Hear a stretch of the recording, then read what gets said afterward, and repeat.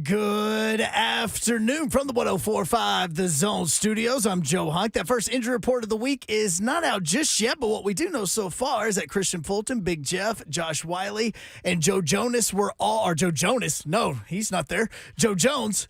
It was not at practice today. They were all off the field. I don't know what Joe Jonas was doing. What we do know that Josh Jobs will be doing is starting against the Raiders coming up on Sunday. The Vikings announced that just a little while ago.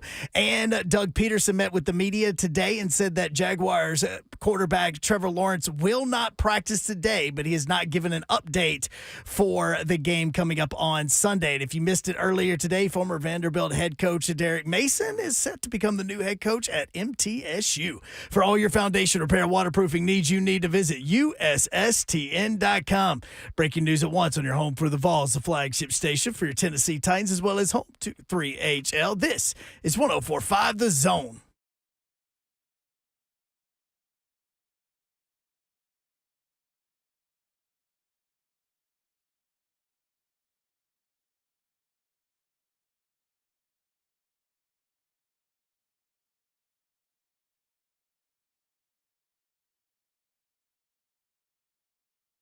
Yo, what up, Nashville? 3HL is on the air. Wednesday edition, which means what, Slay Dog?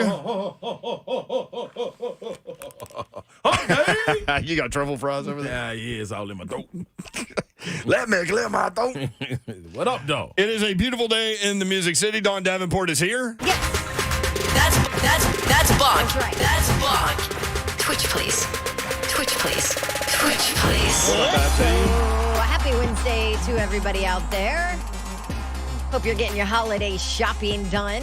We are headed to Boston tomorrow night. Boston? In advance of the Army-Navy game. I think this is the 13th game for me.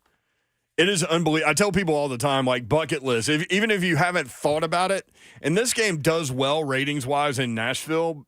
Obviously, Fort Campbell, just to the northwest of us, and salute all y'all out there listening. That's a big zone hotspot, and we love y'all. Appreciate you guys. Anytime we do anything in Clarksville, man, represent. But yeah, so watch the game Saturday. It's the only college football game going on. Game days there. Yeah, and but it never matters what the records are. The records are identical going into this game, and Army is a slight favorite by 2. But I was looking at Sportsline. Sportsline has Navy winning by 1. So, like, it's going to be a good game. It usually is. And it's like old school football. Yep. Like, all the guys basically are kind of like the same size and just kind of cut out a rock. And, like, it means everything to them. Cut out a rock. It means everything to them. Yeah, it does. The energy is on a whole different level. Whole different level. What you got going over there? What you doing, Babs? What? I mean, it's all kinds of noise going on over there. Oh, can you hear it? Well, yeah, there's a microphone in front of you. Oh, sorry. I didn't know. I got a bag of chips over here. By the way, last night I'm not eating in the studio, bosses. Oh, I ain't worried about that. I'm talking about Awaken. Listen, that was a rule for like one day. Don't eat in the studio. No, we got a new email about it. Oh, we did? Missed that one, yeah. See, that's why you email. don't check your email. No, that's because somebody screwed up. Somebody. I'm going morning show. Think it's the morning show? That would be wrong. It was not the morning show. Who was the it? show after, probably. Oh, come on. Let's name names. What happened? I think it's the show. I don't know anything just about some this. shows are just rising up and doing things that are different. It was not him. Was it seriously Buck? I'm going to kill him. I'm just saying that it's a show I'm that taking just him likes down. to talk about rising up. So you would have offered grace to anyone else, basically. Correct. I'm taking them down. But Buck, I'm going to take him down. You know what he did? What did he do? Spilt water on like the mainframe. What? Is that what happened? Yes, that's exactly what happened. Way to go, Buck. Brent, that microphone directly to your left is not as old as the other microphones in the room. Because that is a brand new one. That's what the one Buck he uses. screwed That's up. the Buck mic. The Buck mic. He's got to have his own mic around here. Thinks he's Jerry House or something. I'm about to go off on him. He is the reason I'm not allowed to have my chips in studio anymore. At your neck, Buck. Taking you down. To the Paradise City. Ron Slay is here. I'm in the Hi, building. Slay. I'm in the building. I'm in the building. I'm in the building. Hey, I'm in the building. I'm in the building. I'm in the building. I'm in the building. We. I'm in the building. I'm in the building. Speaking of Saturday, Tennessee plays Illinois at home on Saturday at 11 a.m. We'll catch it right here on 104.5 The Zone. And then watch Army-Navy after that. That's right. Speaking of Buck, Auburn plays IU in basketball They on sure Saturday in Atlanta. I wonder where did these crossover games come from? This is a big I Saturday love for them. SEC. Like, it's a lot of big games going on. Who plays IU? Auburn. How is your house dealing with that? I loved it. Well, me and baby Babs will be in orange and blue. Look at that smile. Yeah, wait a minute. Travis. That ain't fair, Babsy. Sorry, bro. How's that fair, Babsy? Luckily, you won't be at home. It's not a conversation. No, we'll be at the game. Oh, y'all going to the game? We are going to Wait, the when game. is this? Saturday. Remember she said that. Oh, so Yep. you're leaving us early from Boston. Correct. Oh, okay. Yep. Now it's all coming together, Slay Dog. Yeah. So I might You be gotta listen, single Laura. after the game. We'll see. Oh. See how it goes. Well, make sure you tell my dog, Marquise, what up? Marquise Yes. Daniels. That's Yeah. right. Legend. SEC legend right there. Played, I think he played when With I your was bro- there, right? Yep, With my mhm, brother, you too. yeah. Yep. Mhm. Yep. All right. But it's a lot of games. Missouri and Kansas, Arkansas is at Oklahoma, Kansas State at LSU, I love Alabama these at crossovers. Purdue. Okay. Like- I haven't really dove into basketball. Like I've watched games here and there, but I haven't, like dove into what teams look like right now, Yeah. all of that. It feels like there's so many more upsets this year. I mean, Auburn lost to App State. There are. and There are a lot of upsets. Yep. It's crazy. Like Why your is that, Slay? big time programs are losing to teams that they never would have lost to in the And past. it's like they don't even care. Not that they don't care, but they just keep moving. Like, yeah, they do. Like nobody shines a big light well, on it's them. not like the college football playoff where no, you're but done. it's like Yeah. like if Abbey State beats Michigan in football, like that It's a big resonates deal. for decades. But Yeah. if that happens in basketball, they're like, okay, who's next? It's that Is it transfer the portal? Yeah. It's the portal and the super senior. You know what I'm saying? Oh, okay, COVID seniors. Yeah. So some of those older mid-major teams can knock off anybody. Yep, because Or they get- have get guys. a That's a certain great day. point. They They, got have Power more 5 guys. experience. Yeah. You know what I'm saying? That just didn't get to play. So they probably stayed at, say, Tennessee for 2 years and then said, you know what? I ain't getting to play here. Let me go to Yeah. George Mason. Tennessee's got guys all You know over what the I'm place. saying? Yeah. Like everybody has got, like, it's, Yeah. Georgia has people at Tennessee State. Like, it's crazy, man. It's crazy. It's wide open. All right, coming up today, Coach Mack, guest-wise. Coach Mack presented by Two Rivers Coach Ford. Coming up in the next segment, we'll talk Titans football there. Titans have a punter, by the way. Oh, they found one? Yeah, Dawn and I were talking about, like, because I was walking around at Toy Field just Looking kind of for messing punters? around with a football. I was like, because I walked outside and you look at the parking lot and I was like, I really want to punt this football. Like when I was a kid, I'd love to go out in the yard and just punt and just kick it as high and far as I could Punter. and try to get a spiral and all that stuff. So then Dawn was like, what, are you trying out for the team or something? I'm like, how funny would it be if we went down to the field and like we did something on social media where I punted They'll never allow us in. Searching for our punter. and like there's like a dimly lit suite where Rand Carthon's like working up there for some reason and he like sees me punt and then I hit the show, baby. Yeah. Hit the show. And then you hit the float. Yeah, because my hammies would be stretched Correct. and pulled, quads, everything. By the way, I was talking to some people in that world that know something about punting. So my immediate thought was that Stonehouse, like it was a good thing that it was his plant foot and not his kicking foot. Mhm. Opposite. It's actually worse that it's his plant foot because that's where all the torque comes. And so if you think about it, Really? kind of like remember when Tiger was having problems like back in his earlier part of his career with his back because of so much torque going through the ball. That's what Stonehouse has that with that plant foot that's just dug in and then I'm demonstrating on YouTube, Facebook Live, and Twitch. Twitch, please. But doesn't that make sense? It does. It does. It makes a lot of sense. And that's bad either way, man. But I will say, man, usually you come back when you. But do we actually know what it was? Is it the knee or anything? Do we know? What I heard was like there was so much swelling that it's hard to tell right now. You got to let the swelling go down. To figure it out. Yeah, and be so able And to that see makes it. sense. there might be more than just the knee. I don't know. I hope it's just the knee because usually you come back stronger. Like it's not like he's about to have to run. But how But as long far though? as- Like is he going to miss time next year? That's tough. Right? I don't know about a punter with a torn ACL. You know what's funny about that? Craig Hendrick played his entire NFL career with a torn ACL. Yeah. I think it was in his kicking foot, though. See, or his kicking leg. When you think about it, though, like because he did it against Tennessee. Yeah. In the Miracle at South Bend game. When you get like 3 months out, you're into those step ups and one leg squats and things like that. So with him not having to run, so that's I March. can't see him out. Not if it's just that's ACL. like MCL late too. February, March. Yeah, I'm cool with that. That's 3 months, right? Yeah. So June, he should be clear by June, man. If everything goes true to form as far as ACLs, MCLs, all that go. Like as far as not running, like we don't expect them to be running a fake punt and Stonehouse running. Like his little body already built where he can't really just take off running anyway. Ain't like he, you know what I mean, action figure built. You know what I'm saying? Like he got like a little size body. Action figure built. Yeah, he little size body. He got a little baby body. So, you know what I mean? He get it off. He just got to get 2 steps, get that thing off. I'm sure he would really appreciate these comments. No, that's my boy. And his baby body. That's my boy. Yeah, his little baby body. Yeah, I got a little baby big body. Feel me? There is nothing baby body about I your don't like the little pudgy baby big No, body. have you seen his legs too? Yeah, Oh, his you little do baby have- you legs. do have See what I'm baby saying? legs. That's what I'm Yeah, telling with y'all, bird see? legs. I'm trying to tell y'all. You know what I mean? He can't trip off it. Ty J. Spears doesn't even have an ACL, right? No, he just That's get right. him. Let's take it out. Mm-hmm. He don't need him. Give it to a cadaver. Yeah, somebody take these. Reverse it. Anybody need these? Reverse it. I'm going to go play in the league. Yeah. Y'all have these. Instead, he gets a cadaver ligament. Just you put go. his in a dead body. That's simple. Dead body. Where are we going? Todd Fuhrman at 420. Strategy and betting bowl games. We'll talk with him about that. Also, the college football playoff. Did the committee get it right? I'm curious to know what his power rankings would have the 4 teams being. Also, we'll hit some NFL games. Eagles at Cowboys.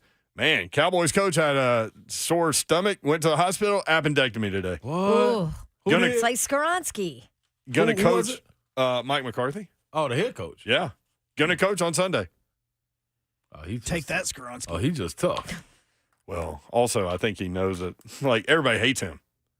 Yeah, he missed. So he better coach. Yeah, he missed. They win. Don't miss They again. win against the Eagles, boy. Ooh. And get into He ain't first never place come in back. the He ain't never NFC. come back.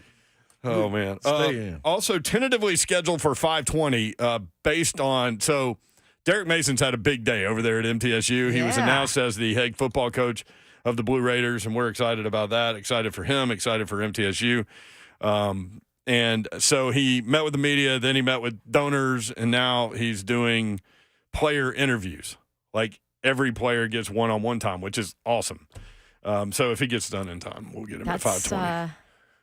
That's a lot of players. That's pretty dope, It's a too. lot of players. That's a long day. It's a for long Coach day. Mace. Boy, at some point during those player interviews, it's got to all turn like kind of like white noise, doesn't it? Like, I get. What did this guy say? I don't remember. That's why you got to have somebody in there with you. It can't just be you. You're going to be looking. Like, what? Player be like, like waving his hand in front of his eyes. Oh, yeah, good job. Yeah, can't wait to coach. Yeah, so all that's going on. We've got Titans news that we'll discuss with Coach Mack. Like I said, they do have a punter, Ty Zettner. He's never punted ever in an NFL game. So good luck, Ty. That's coming up all day, 3HL. We want you. We need you. And we're glad that you are with us. 3HL presented by Spring Hill Heating and Cooling, springhillac.com, YouTube, Facebook Live, and Twitch. Twitch, please. The Evident Bank chat is open. Also, download the app. Make sure you get that done the holiday season when you're out traveling around. You can take the zone with you. Also, get the podcast going, too. Rate, review, subscribe where you get your podcast. All the shows here, even Bucks, on 104.5 The Zone. We'll Maybe be you right can back. find the one where he spilt water all over everything and ruined my day. Wow.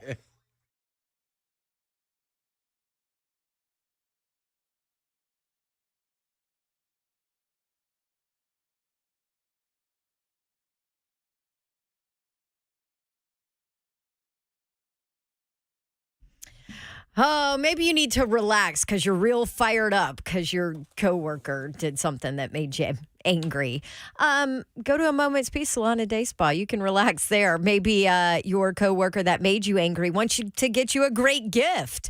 You know what? He should get you a gift card from a Moment's Peace Salon and Day Spa, because here's the deal with them. They have at least 10 different services all under one roof.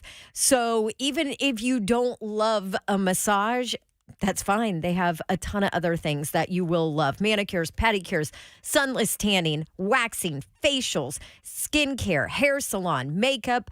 They have a awesome lobby with amazing gifts. You name it, a Moment's Peace Salon and Day Spa has it. It is your way to achieve hero status during the holidays. Everybody loves spa gifts. You can learn more and buy a gift card 24/7 instantly on their website, amomentspeace.com. You want to do something special, have a special request, they can help you there too. Call 615-224-0770 or just stop by for personal service. A Moment's Peace Salon and Day Spa in Cool Springs at the intersection of Carruthers Parkway and Bakers Bridge Avenue. That's what you do. You go get a spa trip, get you a little massage, calm down, and then go see my friends at Gupton, Dodge Chrysler Jeep Ram, and they'll take the stress out of buying that next new vehicle away from you. They are awesome people. You're going to love them. Daniel Gupton and his crew ready to help you out. I've bought multiple vehicles from these guys. They're awesome people, and they are there for you. No pressure on you at all. They simply want you in the vehicle that's right for you, and that's what will happen when you go see my friends at Gupton Dodge Chrysler Jeep Ram. 3450 Tom Austin Highway in beautiful Springfield, Tennessee. Just 30 minutes from downtown Nashville. Best vehicle buying experience you'll ever have. I'm telling you, go talk with them. Tell them what you're looking for. Tell them what you need. More space, less of a payment, something more reliable, SUV instead of a car. I don't know what that conversation is. That's a conversation for you to have with them. But, again, no pressure at all. They'll get you in the right vehicle. Take your test drive. Go inside. They'll help make the numbers work, and it will be that easy. 24 West toward Clarksville. Exit 35 is 9 miles outside the city. Then it's a beautiful drive into Springfield, Tennessee. 30 minutes from downtown Nashville. 3450 Tom Austin Highway. Check them out online, GuptonMotors.com. All the dealership information is there. All the inventory is there as well. That's GuptonMotors.com. Gupton Dodge Chrysler Jeep Ram.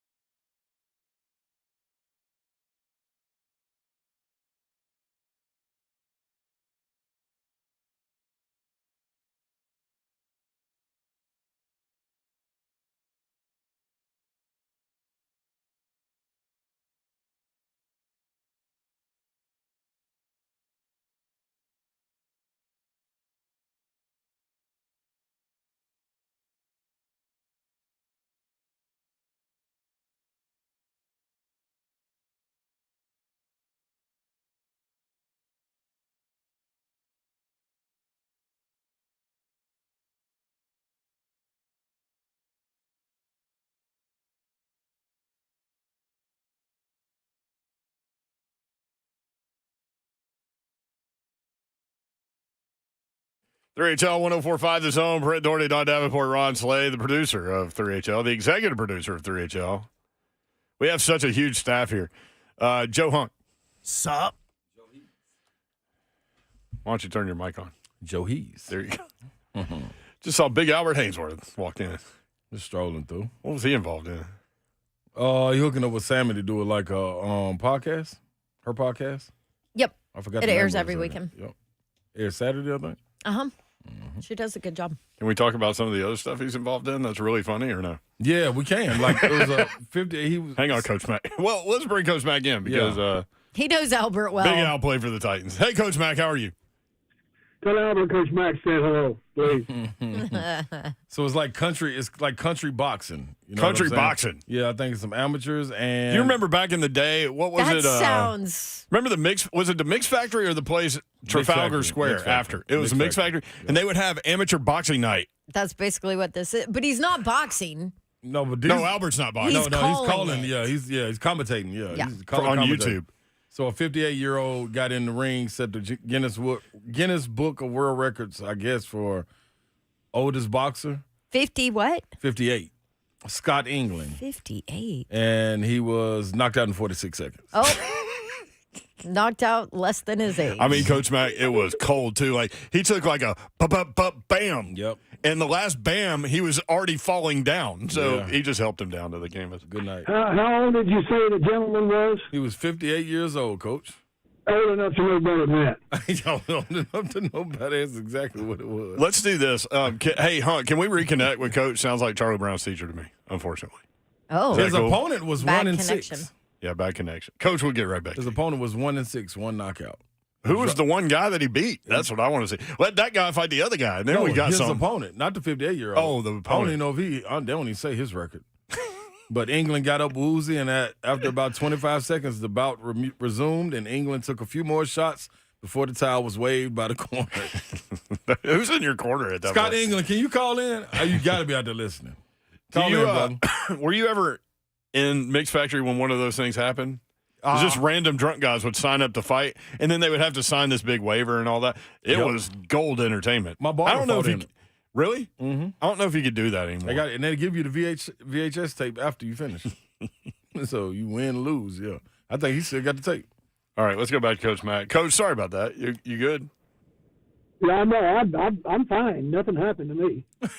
Okay. Nothing happened to me. I got you. Well, Titans signed a punter. I thought he had not, because I heard someone say on this radio station that he had not punted in a game, but Babsy just corrected me. He's got 14 punts in the NFL. Ty Zettner, unfortunate situation for Stoney, man. Really good dude, and man, he took a shot. Just what happened on that play? Just lack of communication. I don't know. I'm not. For 31 years, I was in on protection meetings. I wasn't in on those protection meetings, but clearly, it wasn't right. That was ugly. That was really ugly. I mean, especially to have two blocked in succession and two different types of blocks. Clearly it was pretty serious, very egregious, a bad outcome for Stoney, who just makes me sick to my stomach. And a coach lost his job, so it was a good thing all around. So, Coach, let me ask you: what was this? Yeah, you have to figure this was something that was seen on film. I heard A to Z came out with something, and you look back to it was kind of similar to what happened in the New Orleans Saints game. Mm-hmm. But for them to go to it back-to-back plays, they had to see something when they went over there and looked at the iPad. Like, hey, I think we can get him again on this. well, I mean, look, I studied protections for 31 years when I was coaching, so with the special teams coach. So, absolutely, you're always looking for ways to. And there was two different types of blocks. Right. It was, one was an overload, and the other one was, bringing the guy over the gunner in, off the edge. So there's two different types of blocks. But you have to look. That's part of the details of scouting your opponent in the National Football League as a coaching staff. And so, as I said, it was egregious enough. And I'm not in on protection meetings. I wasn't in, but I know that when a coach loses his job after something like that, it was serious. Absolutely. Coach Mack with us on 3HL, presented by Two Rivers Ford. Coach, Derrick Henry looked good, man. Obviously left the game with the concussion thing. Hopefully he's okay and all of those things moving forward. But, man, he was hitting the hole hard. Those outside zone rushes were working really well. Really impressed by him, as always. Well, I mean, we've been very fortunate to have been here with his career. I'm just telling you that, all of us. Yes. They've just been observing it, from whatever aspect we watch the game. We're very fortunate to be able to be around to watch what he's done. And yes, and then, I was concerned about him on that one because he got hit and hit his head coming from, pretty high above the ground. And you could tell when he got up, he was wobbling a little bit. Mm-hmm. So clearly the red hat pulled him out immediately. And Mike Vrabel was going out there to get him. He saw it too. Yeah, everybody reacted, including opposing players. The cool thing about that was, like, they ran the ball really well against the Colts, and it gave Tyjae Spears more of an opportunity to get some every down carries going. And man, he played well. Yeah, he did. I mean, the guy's a football player. I mean, I think we all can agree on that. And there's not a whole lot, that he can't do. And plus, I mean, they're not rookies anymore. I mean, they've been playing, even though they may not have a lot of experience. They're playing and having to play a lot. I mean, he's gotten this league though from the jump. I mean, think back to training camp. What we were saying. Think back even before that. What we were saying coming out of the draft process into the Senior Bowl, all of that stuff. The dude's just a football player, and some guys just know how to play the game. And then he's got an innate ability to make people miss, and plus he's a tough dude. I mean, this guy. I mean, he's got some toughness to him, and those are all good things. And I thought both of them were, running very well. That game had so many ebbs and flows, yeah, twists and turns. I mean, I kind of had to just sit down and collect myself a little bit after that. It would be hard to broadcast a game like that because Azeez Al-Shire after the game said, he goes, those funny videos they put on Twitter with crazy plays from the NFL? We had all of them in this game. It was like any play you could think of happened in this game. Well, there were some things I hadn't seen, Brent, and I've seen about 700 games. So, I mean, it's just – and really the magnitude of the plays that because they were all, very, very – essential to the game, either one way or the other, for either team or the other. So it was just emotionally.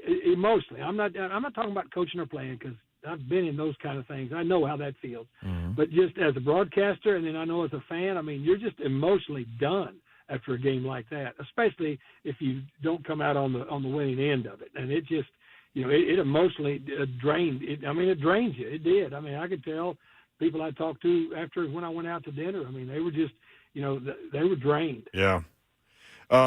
Officiating doesn't cost you games, but I'm just curious to know how, like, your opinion on how can officials miss a 330-pound guy jump off sides twice and a blatant pass interference in the end zone? I mean, just another frustrating day there. Well, it's so inconsistent. My feelings on it, and it's not just. I'm not speaking from a biased Titan perspective. I'm talking about somebody. I've been in the league for 38 years, and this is the most uneven, inconsistent that I've ever seen it. And everybody's talking about it. So if everybody's talking about it, then it has to be something real. And it's just what happens is they're inserting themselves into the game too much. Yes. And it's other than you being mad, whether for your team. Not getting a call or your team getting an egregious call against them, just the flow of the ball games across the league. Every week you hear somebody complaining about what's going on, and then, when you've got visual evidence of it, it's something that has to be, look, they're not paying me enough money to go into all of that. They really aren't. But it's something that's bothering the league. What's the fix? You know what I mean? I don't know, I mean, we've had the conversation about are they still not full time? Are there some of them that are? I don't think that has anything to do with it because they've never been full time and it's never been like this. Yeah. And one of the things is because they're fast tracking into this level way too early. And then I said this before, some of the better officials have either retired or they're on television telling you what the call should have been. Mm-hmm. Right. Mm-hmm. Yeah, that don't go over well at all. Yeah, because every broadcast has the official part of the thing now. Yes, they do. Yes, they do. And those guys used they become an integral part of the broadcast. I mean, Yep. and the play-by-play guys and the color guys are going to them all the time. all the time, and they don't hold back anymore. Well, here's the thing. Well, first of all, you need some discretion, but at the same time, you need to tell the truth. And, people can tell when you're waffling back and forth or when you're telling the truth. It's very, very, the inconsistencies are what really bother me. And as far as the inconsistencies, not only with calls, but then administering the game. As I said, I told Mike Keith on the broadcast, I mean, he was telling what the infraction was, how it should be marked off, where it was, before they even announced what it was. I told him you should be paid double for what you're doing at games. Yeah. Because he's doing their job too from the booth. Yep. So is. Coach Mack, Yeah. we saw, you probably didn't see, but on Twitter, when Monty Rice was waived, he put out a tweet that said, "Thank God." It has since been deleted, by the way. Oh, he did delete it. Yeah, I just went and looked at it Sucker. and to find it, and it was deleted. Followed it up with, all you need to know is to tell you everything is go look at the tape. So this is now the second player who has been waived, released, that has put something to that effect out there on social media. What do you think's going on? Because the outside view is that there's an issue in the locker room, right? If you see guys leaving the team, of course they're going to be disgruntled, but it does make you think twice about what we have never wondered about within that locker room with Mike Vrabel in charge ever, even through losing. So just curious what your take is on what that kind of shows about where this team is. Not pay no attention to it. I mean, they've been asked to leave the team, right? I mean, guys are waived all the time. And what did I say the last time about the one they brought back, right? What brought a guy back? Jaleel Johnson. Yeah.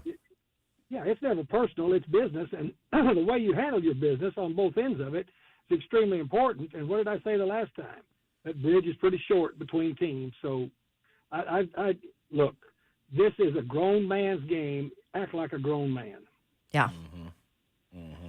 Coach, well, when you have that going on, and then you have a guy like Big Jeff, that goes down and seems to gonna miss a couple of weeks, going into this stretch, 5 games left in the season. Who do you expect to step up? Is it a TR Tart? Like, you can't fill his shoes without question, but step up and have an opportunity to show what they can be. Is it TR Tart that you expect to get in that position and try to make something of it, or is it anybody else on the roster that you would expect to kind of step in that spot for him? Ron Slay, everybody should have been stepping up from day one, right? Yep. I mean, you don't need to wait for somebody to get hurt to show what you can do, to try to get another contract or to try to get more money or to continue your career. That to me again goes with, this is professional football. Mm-hmm. It's not like backyard boxing. Okay, I mean, you're getting paid to do a job, so you do your job regardless of the circumstances. And you're right in saying this: nobody's going to replace Jeffrey Simmons. Jeffrey Simmons is an elite player in the National Football League. That's right. Not only because of his physical skills, just because of the way he approaches the game. Yeah. I mean, he is a grown man. Right. So that would be my take on that, Ron. Okay. All right. I got you. Should it be a sense of frustration? You think it's a sense of frustration with the secondary, what they got to deal with when giving up these explosive plays, especially getting ready to walk into what Miami presents? You better look. You're talking about frustrated because of what? Because you're getting beat? Yeah. I mean, who can stop that frustration? Yeah, you, the person. Yeah. Thank you. Mm-hmm. Thank you. You're answering all your questions today. It's like an attorney. Never ask a question you don't know the answer to. Yeah, he's like Perry Mason. He knew what answer he was going to get before he ever asked it. Well, go ahead. No, I mean, So what about that challenge Yeah, this that's what I was gonna weekend? say. What are you So, seeing Well, from no, that Miami offense? That's what every secondary that's faced him. I mean, you don't have to even know a whole lot about football to put that tape on and see if they're really fast. Yeah. You don't have to know a thing about football to know that. I mean, what have they got, over 60 explosive plays this year to this point? From every spot, probably. And it doesn't just come, guys, from just taking off running by people. Yeah. Yeah, I'm talking about with the ball in the air. Mm-hmm. This is a rhythm RPO game that gets it to some really fast guys quick. They've got also football make 'em miss skills in them, and then their acceleration is. I mean, you can tell the difference. I mean, you can tell the difference if somebody can run, or if somebody can run. Yeah. All right. Yeah. And these dudes can run, and more. You're lucky if you've got one guy on your team that can run. These guys have got multiple guys, and they've got the guys coming out of the backfield that can do it. They've got clearly Tyreek Hill that's another level of run, and so you've got the teams have had. Everybody that's played them has had the same issues. Yep. But a big solve to it is if your offense. I'm just talking about anybody's offense. It's going to be the Titans' offense Monday night because they're playing them. You got to keep the ball. Mm-hmm. They can run as fast as they want on the sideline. Doesn't matter. But you got to keep the ball to keep them off the field, and you got to be able to extend drives. Because what happens is, as explosive as they are, guys. If you go back and watch a lot of their games, like I watch them in chronological order, if they get score separation early with explosive plays, you're in for a long evening. Yeah, good night. Mm-hmm. Yep. Titans and Dolphins coming up Monday night. You can catch all the action right here on 104.5. The Zone Titans Radio has you covered. Thank you, Coach. Good stuff, man. Appreciate it, Coach. Missed you last week, Coach Mack. Don, yes. you had overtime in your Dr. Pepper football throw too. Sure did. Had a triple overtime, Coach. You handled it like an official should handle it. You maybe ought to get out there with some stripes on. Yeah, but did you see what happened? The official miscounted. It should have never gone to overtime. Seriously, they gave we the had guy an extra another ball. official mishap, Coach. that wasn't you. Correct. That was not my job. Yeah, control you. She did. You did your job. So again, the officiating has gone all the way down to Dr. Pepper for that. Well, there he is, Coach Mack, courtesy Thanks, Coach of Mack. Two Rivers Ford. Thank you, Coach. Appreciate you. There he goes, just like that. Yep, he's gone. He's poof. He's gone. Like usual He suspects. has been all over the officials this year. Yes, But he's right on all the way. all levels. It's been different. all the way. I wonder why. Is it the focuses? Do you know what I mean? Is it what the college football, what the leagues are telling them? You have to focus on this. This has to be a priority. It's got to be something. I don't know. It's got to be something. It don't happen like that. Plus, they have the eye One in the game sky here. and all that Yeah, stuff. it's- Like, it's I gotta mean, work we itself see into your head. way more than we ever would have before. We see more than see what we know everything. what's going on. Like Exactly. imagine what we missing. Like we ain't coached the game or played the game. Like Yeah. Imagine what they out there day in and day out seeing, and it's With like, all these dude, how you missing cameras too. It's so fast too. The game is so fast in person. It's hard. There's a big time defensive lineman. Tennessee might be able to get into this. Tell you about that next. Also, special guest we'll introduce you to next. 3HL 104.5 The Zone.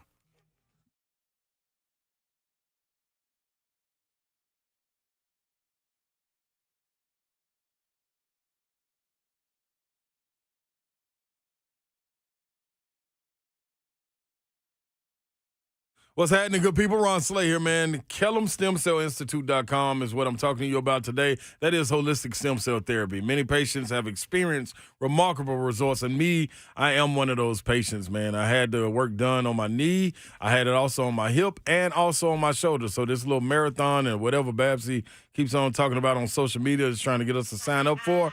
I said may, and that is like a 30% chance to be able to do it.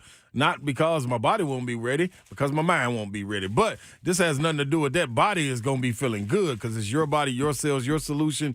Get in front of it, man. Get out there. Give them a call. Get a consultation today, 615-850-4415. Get your cells, your stem cells, get them also stored for future and continued use. Bad accident happened, congestive heart failure, asthma, arthritis, whatever it may be, heals all of that, people. Give them a call, 615-850-4415, KellamStemCellInstitute.com. Brian Klotz will be coming up next, so pay attention to what we got with Dawson Knox.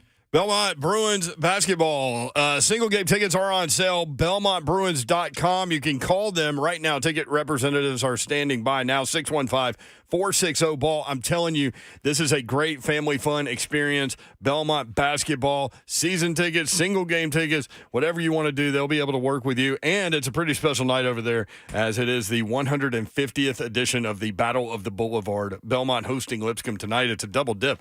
Women are playing, men are playing. Going to be a fun night over there, but tons of games coming up. Single game tickets, Bruin fans, single game tickets, as I said, on sale now. Make sure you stop by the ticket office or go online. Purchase tickets at BelmontBruins.com. Don't miss out on all the free giveaways and promotions all season long. Your kids are going to love it. Men's basketball returning tonight, December 6th, when they play host to Lipscomb, the Battle of the Boulevard. Ticket representatives standing by now. You can text or call 615-460-BALL. That's 615-460-BALL. If you want that number, Hunk will have it for you. You can call him. He'll get it for you. If you text someone, we'll text you back right away, 615-460-BALL. Visit BelmontBruins.com. Belmont basketball, it's Bruin time, and best entertainment value in Nashville. Safe, family-friendly environment, upgraded concessions, including kid-friendly and healthy choices, free covered parking close to the Curb Event Center. Belmont basketball, it's Bruin time.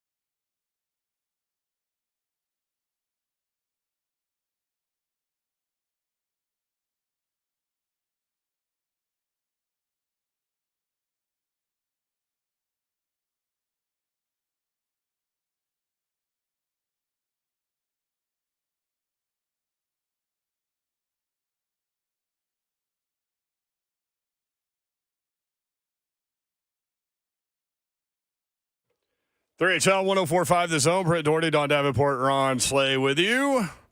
We're here till 6 o'clock. Rocking and rolling. Hanging out, having a good time. You guys at Kellum Stem Cell Institute have a really cool program going on, and we welcome Brian Klutz from Kellum Stem Cell Institute into the mix with us. Now, Brian, what's up? How are you? Hey, doing great. How are you? We're doing great, man. This is a really cool thing that you've got going with a local guy in Dawson Knox, the Knox Socks Collection. Tell us about it. Yeah, great young man. Really awesome guy from a local boy that plays for the Bills, tight end for the Bills. And he has partnered with Punt, which is a pediatric cancer collaboration. And we've partnered with Dawson and trying to get this organization out there and, raise money for this for childhood cancer. And so if you can come by Kellum Stem Cell Institute, every penny that is you purchase a pair of Dawson socks, and they're all, whether it's the Bills or it's got buffalo wings or his picture on them, like any pair goes straight to the pediatric cancer collaboration, and we're really excited to do this.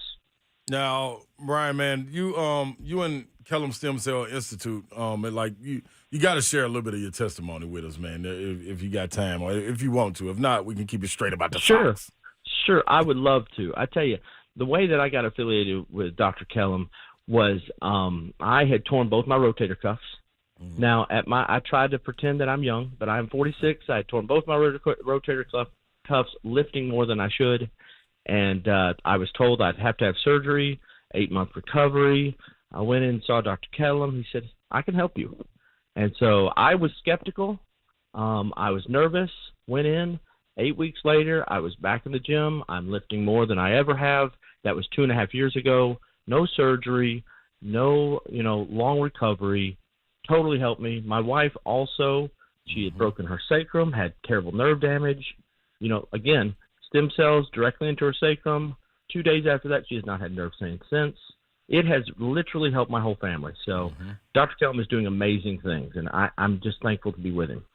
Love that, man. So Dawson Knox, how did you guys get hooked up with him, and how did this even come about? Did he reach out to you guys? You guys talk to him, or how did this go? And Dawson has been affiliated with Kellum Stem Cell Institute for quite some time. We've known Dawson for years, to be honest with you, and he is just an amazing athlete, amazing person. He believes in us, and we believe in him.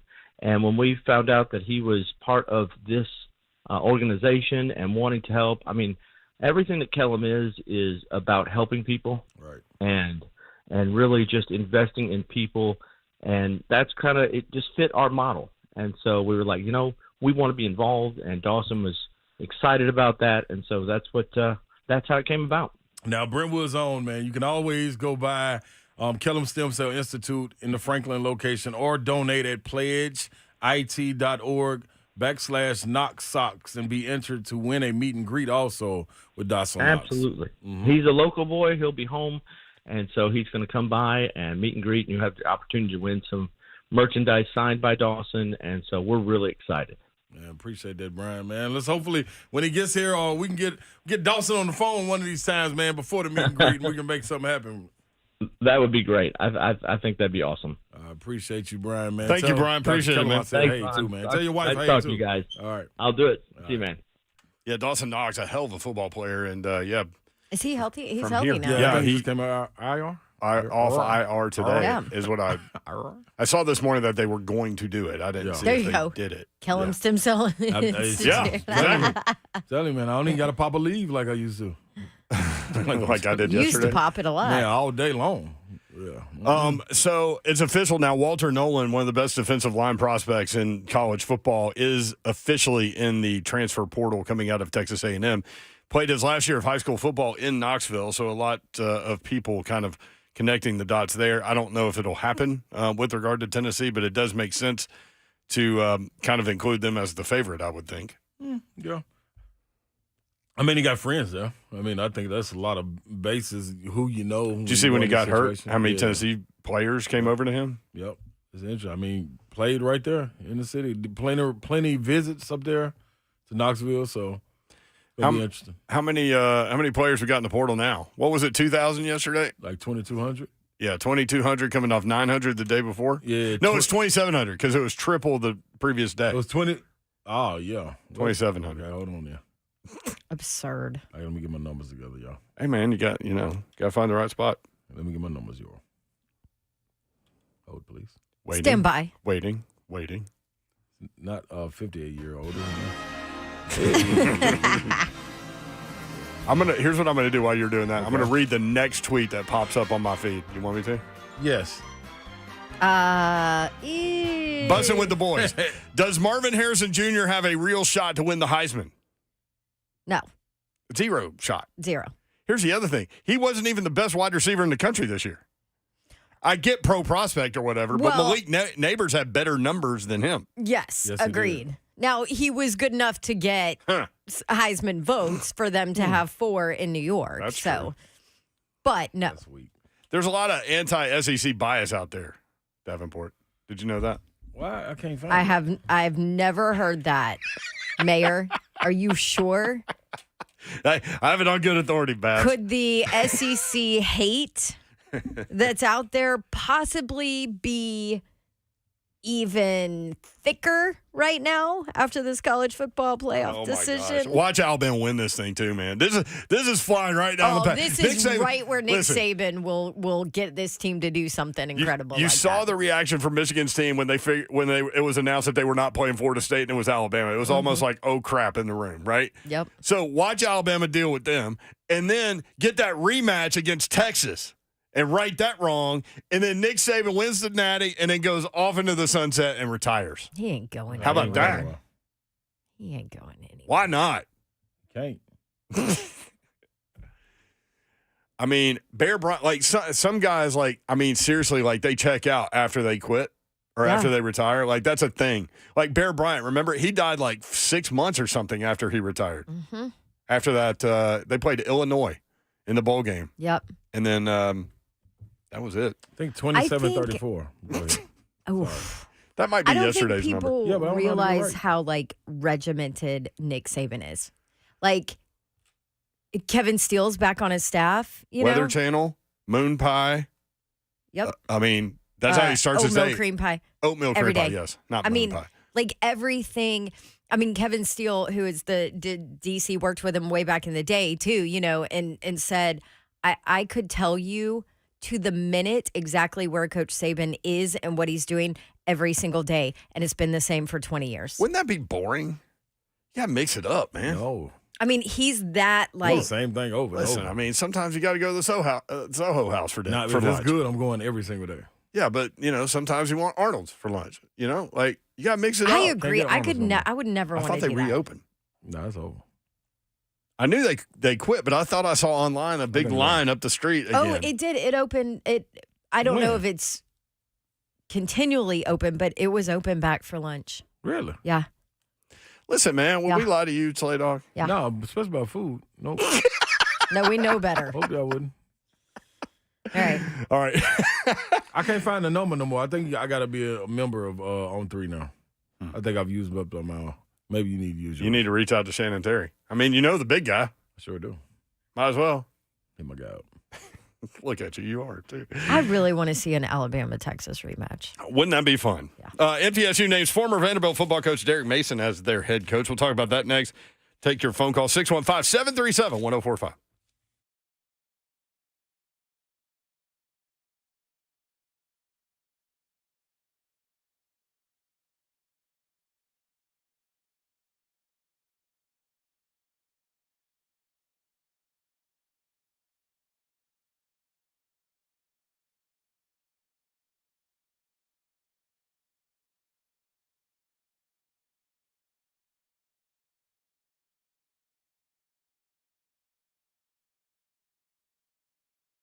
Maybe you're like me, and whenever you want to use a company for something, you always just go look at their reviews and see what people are saying about them. You can do the same for Pella Windows and Doors of Nashville, and you will see that everybody who's used them, loves their windows, loves the quality, loves the service, top to bottom. As a matter of fact, homeowners rated Pella as the leading window brand in Nashville. This all based on a 2022 survey of leading window brands among homeowners.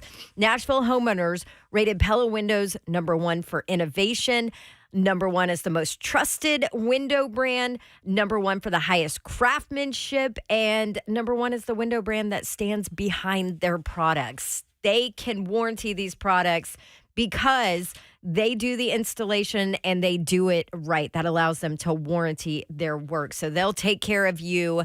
And you might be surprised to learn how affordable those replacement windows are. 50% off qualifying installations and no money down, no interest, no payments for 12 months. That's what they're offering right now at Pella Windows and Doors of Nashville. Schedule your free consultation at PellaNashville.com.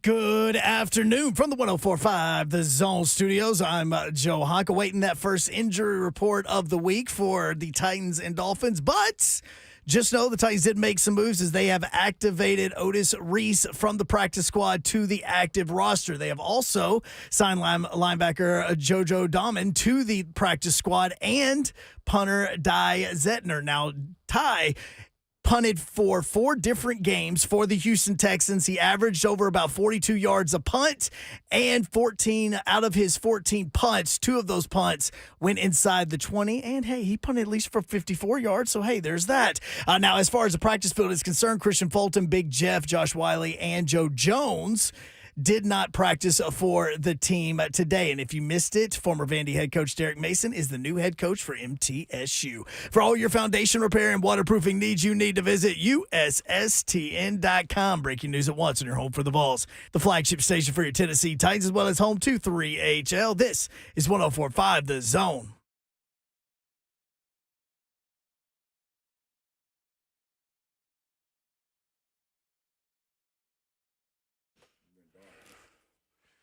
HL 104.5 The Zone, Wednesday edition. Hope you're having a great day. Hump day. Headed downhill after today. Oh, we are. Yeah, well, Toward the weekend. Kind of uphill. Well, toward the weekend. Then we're headed out of town. That all right. But we still be somewhere for somebody to see us tomorrow. That is definitely true. Buffalo Wild Wings in Mount Juliet is where we will be from 3 until 6 o'clock. Your chance to win Titans gear, Titans tickets, and the Ron Slade Miller Lite Wash Away Toast will happen. Boom, boom, boom. Do I pull the funnel out for that one? Sure. Did you take the funnel home? Is that what happened? Yeah. Oh. Yeah, I don't wash it out or nothing. I didn't know if you had to give it back. No, I thought maybe I stole it. I thought they brought it for me. That was hologram Slay.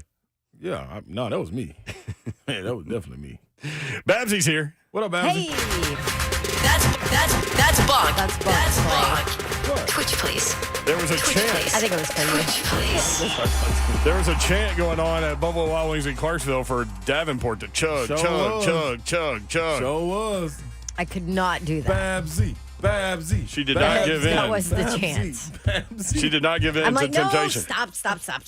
I can't She says believe she Not has doing it. too much self-respect. I yeah. did not say discipline. that. You did, but then you changed it to discipline. But that was about something else. That was Yeah, about no, that was now about you're Christmas just tree. making things up. No, I'm just saying, like anything that goes outside the realm, you could just say that. It's true. Because you know who did funnel? This guy right here. I'm in the building. Hey, I'm in the building. I like believe on it like that. I do too. Ready. Because when he's late, that's the one he does. Building. Car ain't got no rules. Time for the show. You know what, man? What, man? I'm so glad the car has roof because it feels like it's just a lot of frustration bubbling out of the car. And I would hate for the roof to be on because I think the frustration would suffocate us all in the Titans organization. That's fans included. So I'm glad we get to breathe and have the oxygen flowing through the car because it's stuffy in here. Stuffy in the It's Titans stuffy. fans' car. Titans fans are stuffy. Yeah, in the car. Because it's like it can't breathe. But now we ain't got no roof, thanks to Hump. We can breathe. I ain't got no roof. That's right. It's wild out here, Babsy. I've never heard you say the car had a roof. No, I'm glad it didn't have a roof. Because it's stuffy. It'd be stuffy. Well, I tell you what, the frustration is out there with now two guys that are gone that tweet about it and then delete their tweets. You know that there's frustration within that locker. I mean, rightfully so. They're losing And a that's, lot. Babsy, but that's the thing, though. Like, that's when you know you're bad. When frustration starts to spill out of the locker room, regardless if it's from up top, like I was listening to Buck show and what he was saying about the TD, Teron Davenport report with not Teron Davenport report. Yeah. But he spent time with Rand Vrabel. Carthon Yeah, he spent time Vrabel. with Rand and Mike There you Vrabel. go. Yeah, Boom. so you can search it out on ESPN.com. yeah, really good article. It too. is. You It's know a what I good mean? piece. Kind of cut out all he say, she say, and just get down to it. And for Have a conversation with both of them. Right. It And was then he for say, Buck he to say. come out. Yeah, And then but- also she say, Amy Adams Struck was involved. That's what I'm trying to tell you. It's like this real right here. But then Buck was saying. And Buck, if I get it wrong, you call in and correct me, or you or Pan. Pan probably is more correctable than you. But Pan, you can feel free to call in. Yeah, you like it. He said that he was getting calls from reps that he was hearing from reps that this was not the template given to them to how to go and get players and go about the scouting process and things like of that going nature. against what Vrabel was saying in that article. Yeah, Ooh. Vrabel and Rand. I ain't gonna single right. one of them out. Yeah. Like both of them because they work together. That tells you something that somebody's willing to say that, You feel what I'm saying? even if they're not cited. You know what I Yeah. mean? Like, You got guys I'll over there go ahead and speaking call. out. That's not a good look either. No, I don't and that's care what I'm if saying. because listen, Buck is not going to say something. No. Unless yeah. he feels Without good question. about it. Do you know what Without I mean? question. And I'm not questioning Buck. I'm just saying. No, but that's why I all wanna I'm get it saying right. is, regardless of what was said, Yep. something Was was said, said, yeah. which means somebody's comfortable enough or uncomfortable enough in that situation Absolutely. to want that out there. And so this is what I think. So who's Bradley. the next one fired? Yeah, that's what we're going to find out. Even if we don't hear about it, that's what we will find out soon because that's somebody disgruntled or when you're part of a situation like this and you bring a new GM in, this is why GMs bring in the guys that they know and can trust Right. because things like It's a this don't get perfect out. example, yeah. So this is what I want to see happen. I want to see Vrabel and Rand bunker down and go out and get one person, each person, one by one, and put them in the bunker with them. Because if it wasn't to happen that way, it's going to be leaks all around.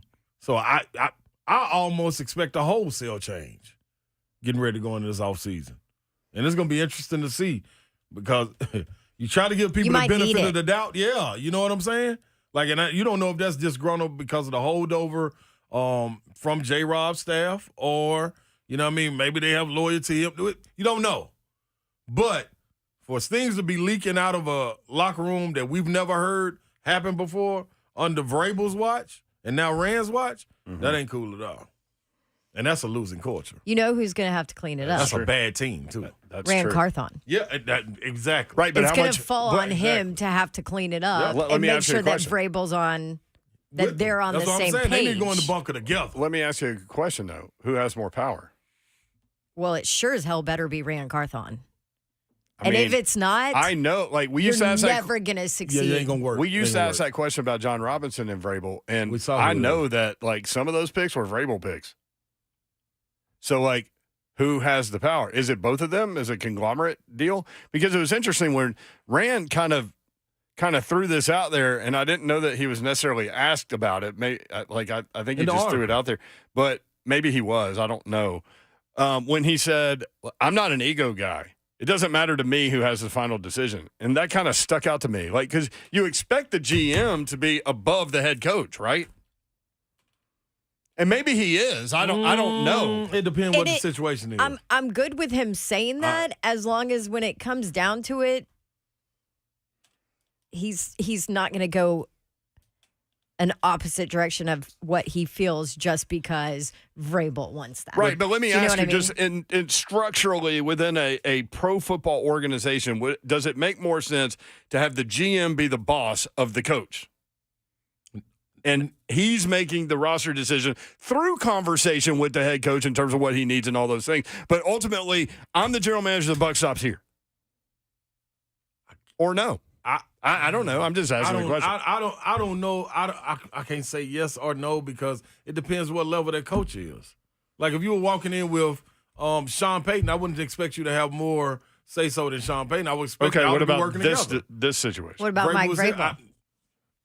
See, I know it's like it's a tough thing to kind what of have work we through. been shown? If we've been shown that no, he don't, because one is gone. But also, I'm not gonna say that's tough. there also has not been I'm glad I came up with a tough wholesale question.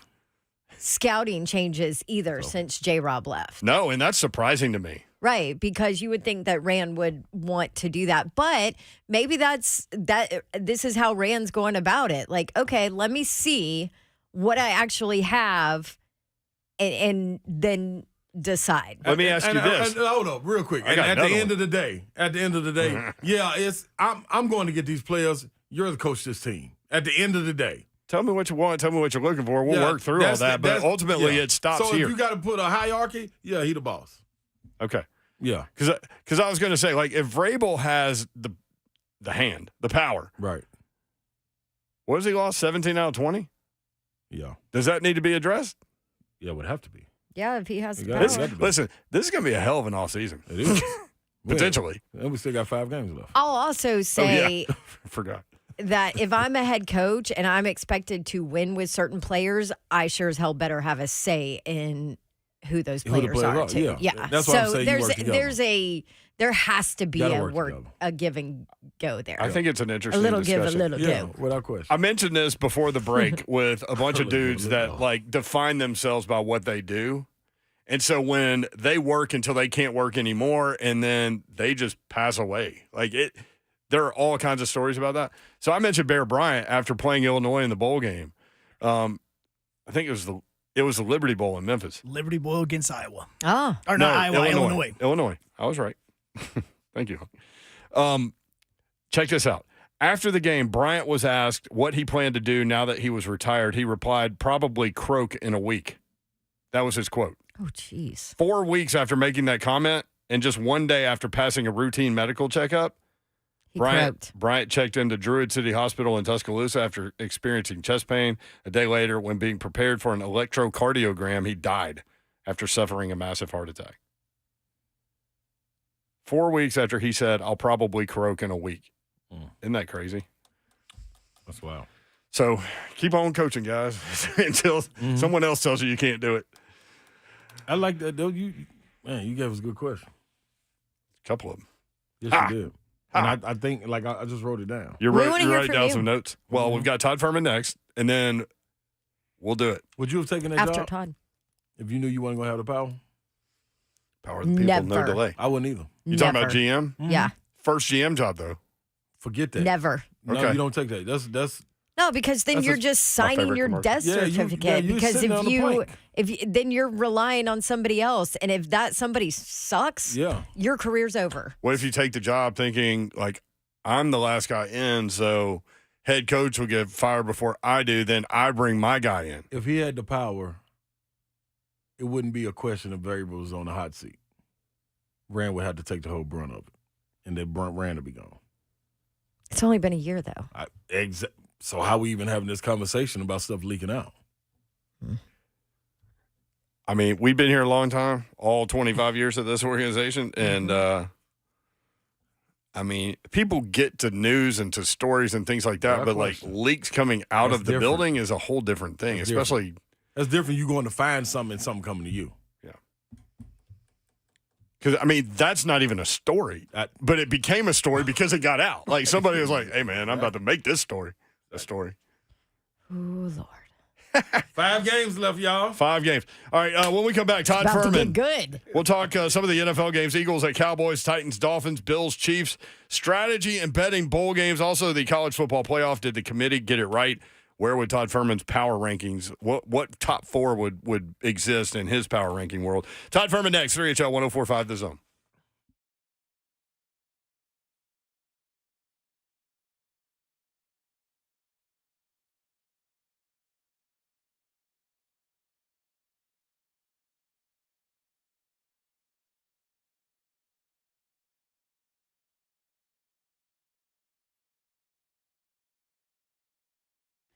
All right, the year is almost over, and maybe you need some cash for the holidays. You want some credit card debt-free for the new year. Loan Pronto's who you need to call, and that's who can help you do it. LoanPronto.com is the website. You can actually start the entire process just right there online. They make it super easy. 615-499-5780 is their phone number. Loan Pronto has this Express Equity Line program that you can keep your primary mortgage intact, so keep that 3% rate and just use that equity to get 20, 30, 40, 50, 60, 70, 80, 90, $100,000 out in as little as 5 days. I'm talking not up to 95% of your home's value here in Middle Tennessee. LoanPronto.com, Loan Pronto, 615-499-5780. 499-5780. Loan Pronto, Equal Housing Lender, NMLS 1661781, subject to lender approval.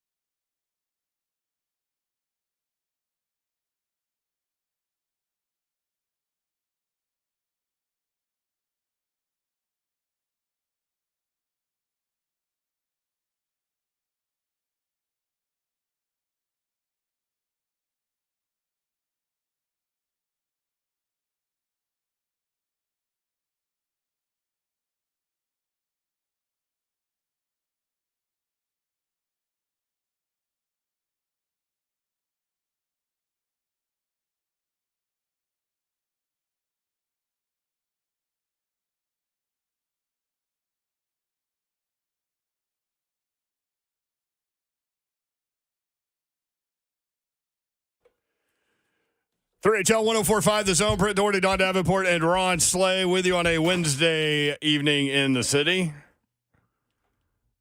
You okay over there? Yeah, I just dropped all my stuff. Okay. What is all her stuff?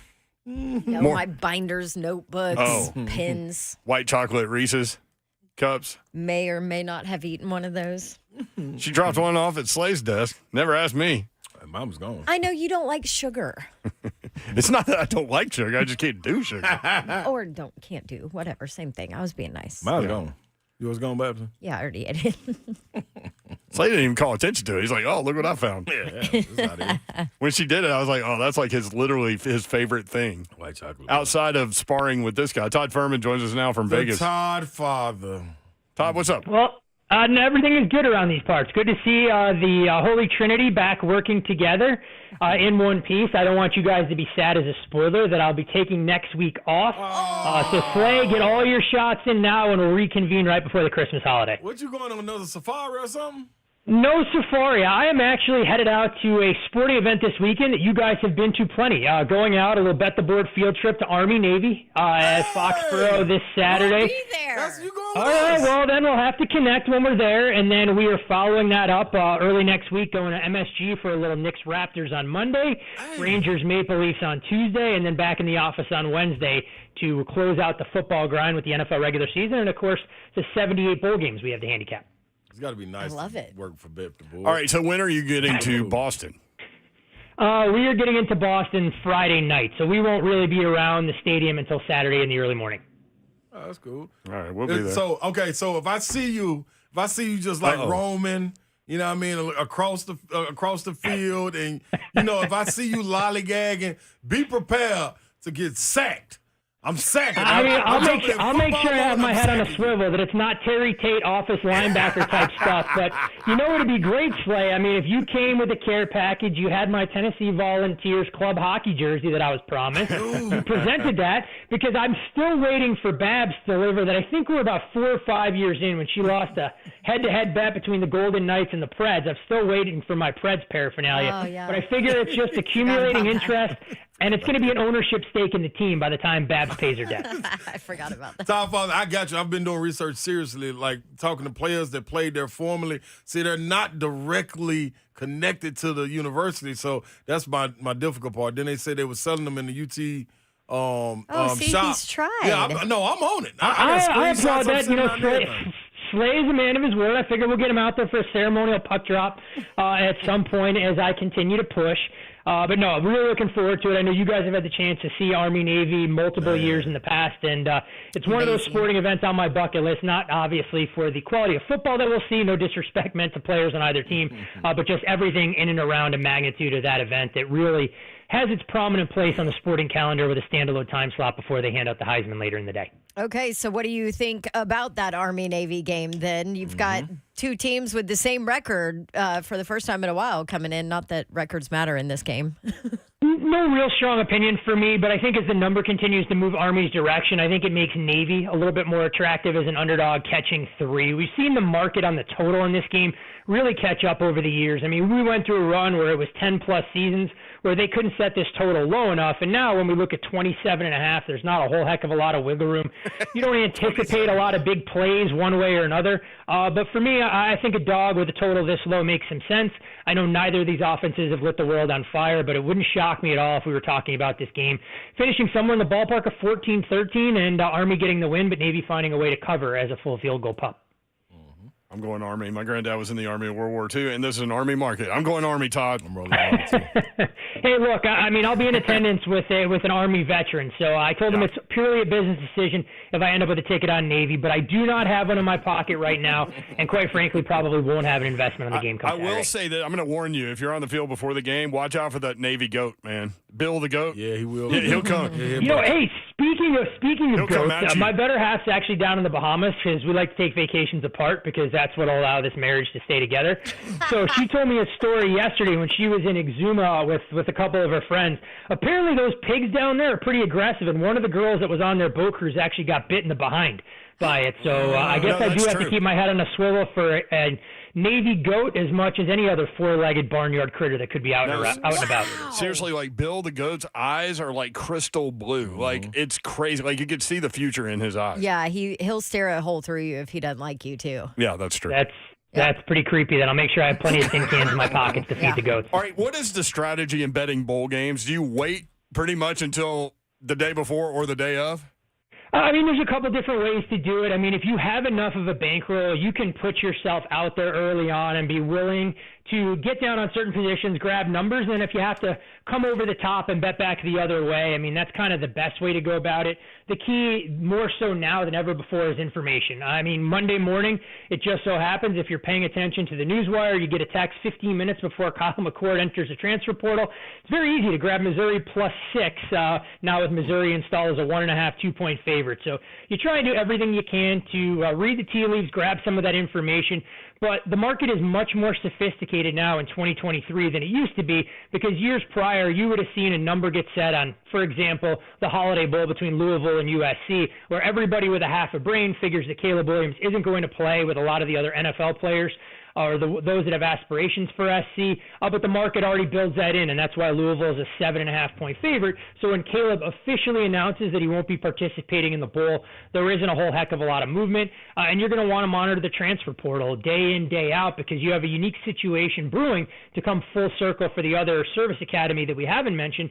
You know, James Madison loses their head coach. Coach Cignetti takes the job at Indiana. You see a number of JMU players put themselves in the portal, but you have to read between the lines, and they say, well, we still may play in the bowl game before officially transferring. So you have to try and balance it all out, the level of focus and engagement. And as we've seen with a lot of these situations, players may not make their intentions known until 24 to 36 hours before kickoff.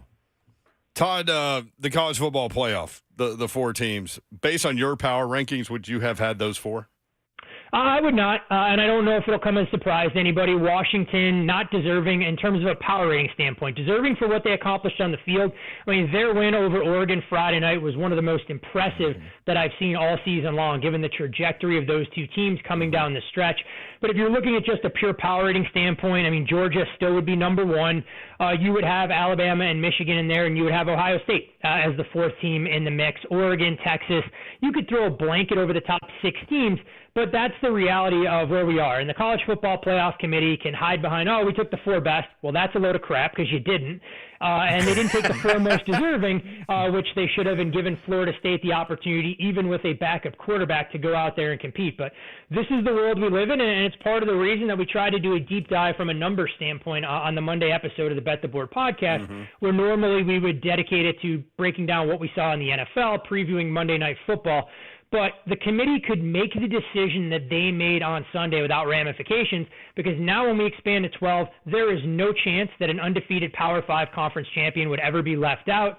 They realize that, oh, look, we didn't establish a precedent because we're moving the goalposts in this regard. Alabama, a bigger brand, and we've seen it on ESPN leading up to that and even after. Paul Feinbaum coming out and saying that the college football world doesn't like Florida State. Guess what? You may not like a lot of these programs, but to tell those kids everything that they put into the season, finishing 13-0, going out there, exceeding odds makers' expectations, not once but twice in the final two games, and basically throwing away their season, is part of the reason why we've seen Florida State and Georgia cancel the press conference for the Orange Bowl. And I would not be shocked, ladies and gentlemen, if we saw some other dominoes fall as it pertained to that particular bowl game. Wow. What do you mean? Yeah, what do you mean by that? Other dominoes fall. There's growing speculation that Florida State may have a few tricks up their sleeve, and we will see if cooler heads prevail in that regard, but I will leave it at that as this storyline continues to develop. Like not playing the game? I mean, that's one thing that has been bandied about amongst others. I mean, you've already seen a lot of Florida State players enter the transfer portal, declare for the NFL.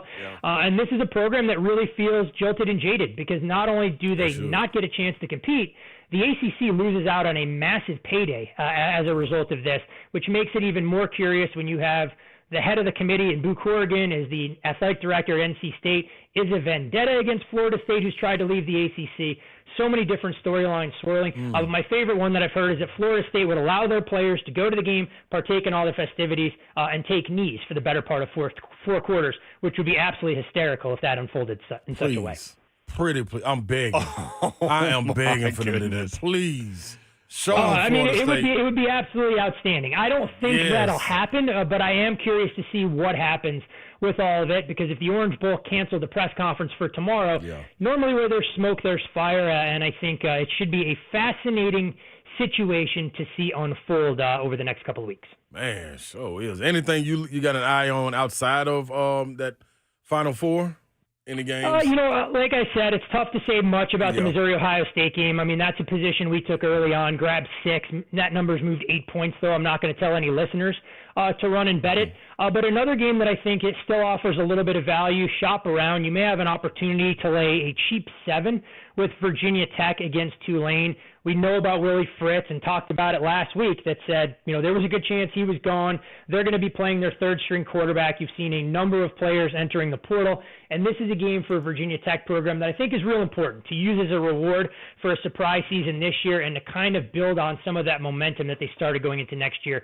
So I think this is a number that could creep out to 10 before kickoff on December 27th, knowing it's almost a game in their backyard taking place in Annapolis, Maryland. You guys, y'all move kind of quickly over there at Bet the Board, man. So is it any Bet the Board bowls coming soon? Not in terms of an actual podcast. We may have a little preview next Wednesday. We'll see if we'll roll out, but we'll definitely break down all the big games a little bit later in the month when a lot of the information becomes clear in terms of what players will be in or out. But, I mean, this is truly as much college football this time of year with bowl games like betting the NFL preseason. It's being quick on the trigger, hoping that you can respond to some of the tweets that are out there. And for folks who want to bet these games, follow the beat writers that cover these teams before some of this stuff becomes national news, because he or she that does proper reading will be able to get that edge even before some of these markets can respond. Thanks for. I thought you were asking him if they were going to have a Bet the Board bowl. Yeah, I want y'all to have y'all own look, bowl. Slay, if I had all your career earnings, working in the Bet the Bowl coffers, then we might be able to buy a bowl game. But we're not there yet. We got a little ways to go before we can have a Bet the Bowl sponsored game. I mean, maybe I'll find a local high school. We can take 2 teams that finish 2-10 in the Mountain West or the Pac-12 or whatever it is and get them playing out there. But no plans for a Bet the Bowl branded bowl game just yet. Well, I think it'll work, Todd. I appreciate that. I appreciate you thinking of us. And if you happen to identify some opportunities where I can hand off a couple of crisp, Benjamin Franklin's, I am more than happy to slap our sponsorship on a postseason game. Okay, say no more. All right, NFL, Bills at Chiefs. Chiefs have lost 2 out of 3. Bills have lost 3 out of 4. Chiefs about 2.5. What do you think? Yeah, big game for Buffalo. I mean, you look at the playoff picture right now, 11th in the AFC, but if you go through the remaining schedule, it doesn't get easier, but they still control their own destiny. We've seen money come in on Buffalo. This number opened with Kansas City as much as a field goal favorite. We're now down to 1.5. Buffalo a chance to hit the reset button with the bye week. We'll see how much more dynamic the offense can look with Joe Brady calling plays for this team offensively. Total leaked out as well. Questions aplenty about Kansas City and their inability to move the football consistently in the second half. They're also dealing with a rash of injuries on the defensive side. Problem is, I can't really tell people to run and bet Buffalo right now at 1.5 if you missed the 3. Do make some sense, though, if you want to tie them into a teaser and get them through some of those key numbers up through the 3, 4, 6, and 7. Titans and Dolphins, Monday Nighter. I mean, the number speaks volumes here. We see Miami go from an 11.5 point favorite, now laying 13, some money coming in on the under as well. I think when you look at this Dolphins team right now, the defense doesn't get nearly enough credit for how good they've been in terms of buying into Vic Fangio's scheme. We've seen that the honeymoon phase of the Will Levis experience is officially over. Accuracy was the one question and concern we had about him, and that has manifested over the last couple weeks. We'll see if Derrick Henry is a full go. I know they said he's not officially in concussion protocol, so I expect him to be out there. I mean, these are the kind of games where typically the Titans find a way to compete, but not an ideal matchup for a secondary that's ripe for the picking against this dynamic Dolphins passing attack. Anything on Tyreek Hill reaching that 2,000 yard mark? In this game? I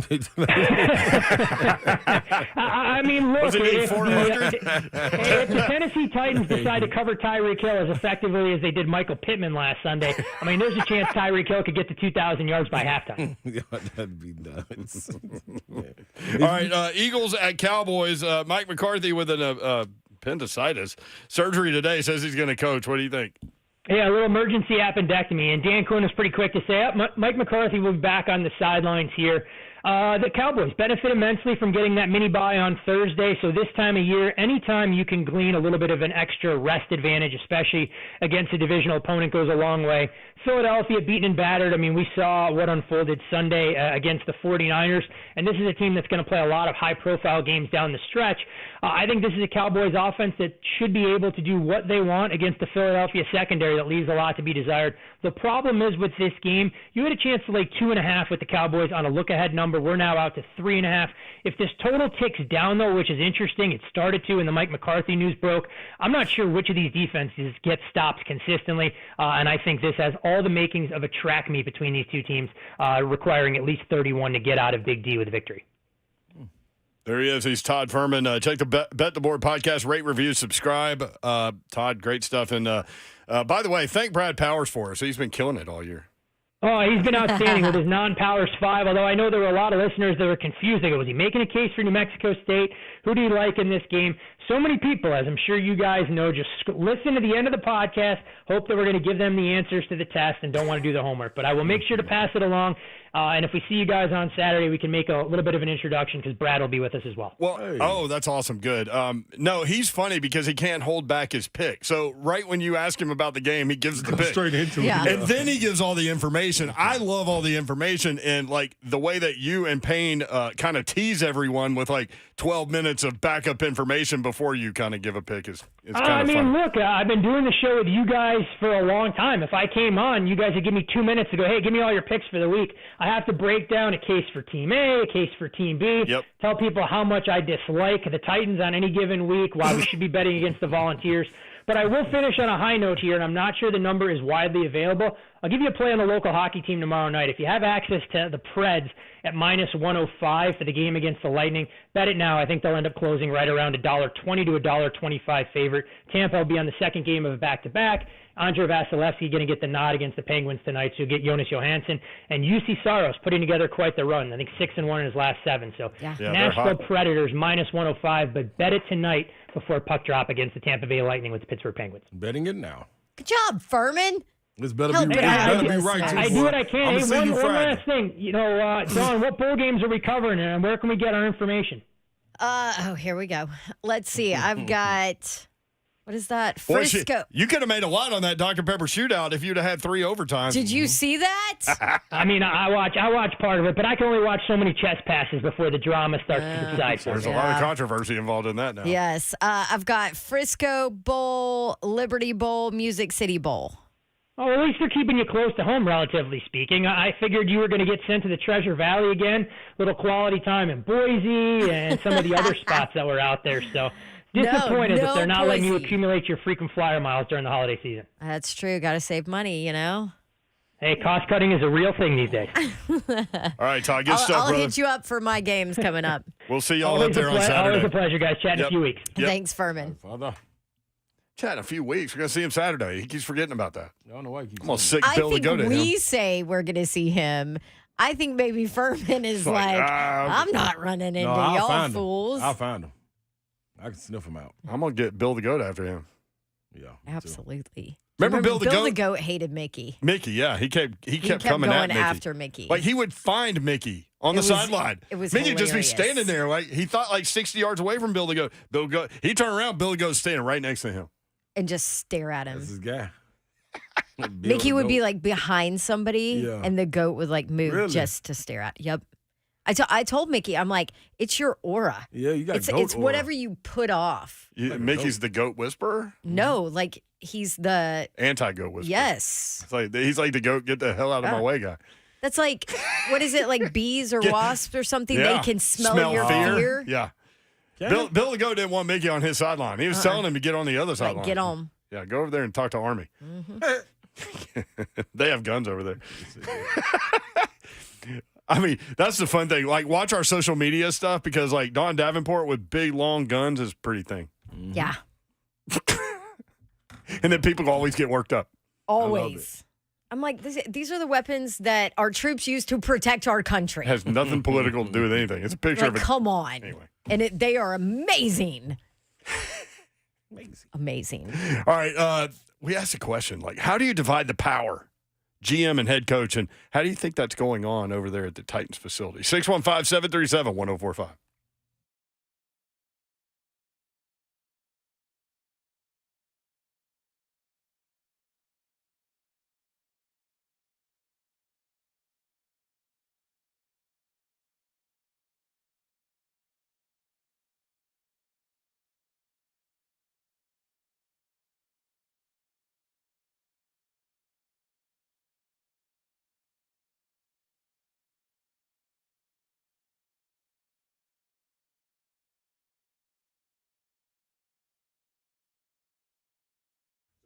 Bird ain't right.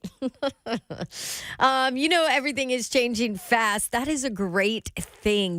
We were lucky back in my day, like I'm really old or something. But seriously, internet was not what it was now back then. Because now there is the Xfinity 10G network, so you can get distracted like I just did, doing a million things all on your internet in the same house. Fastest internet, faster speeds rolling out all the time. Internet that can power a house full of devices all at once, ultra low lag. So maybe one person is streaming a movie, one person playing video games. It's the next generation 10G network, only from Xfinity, and the future starts now. Now through December 21st, new customers, 75 megabit internet on the next generation Xfinity 10G network. All it is, $20 a month for 12 months with no annual contract.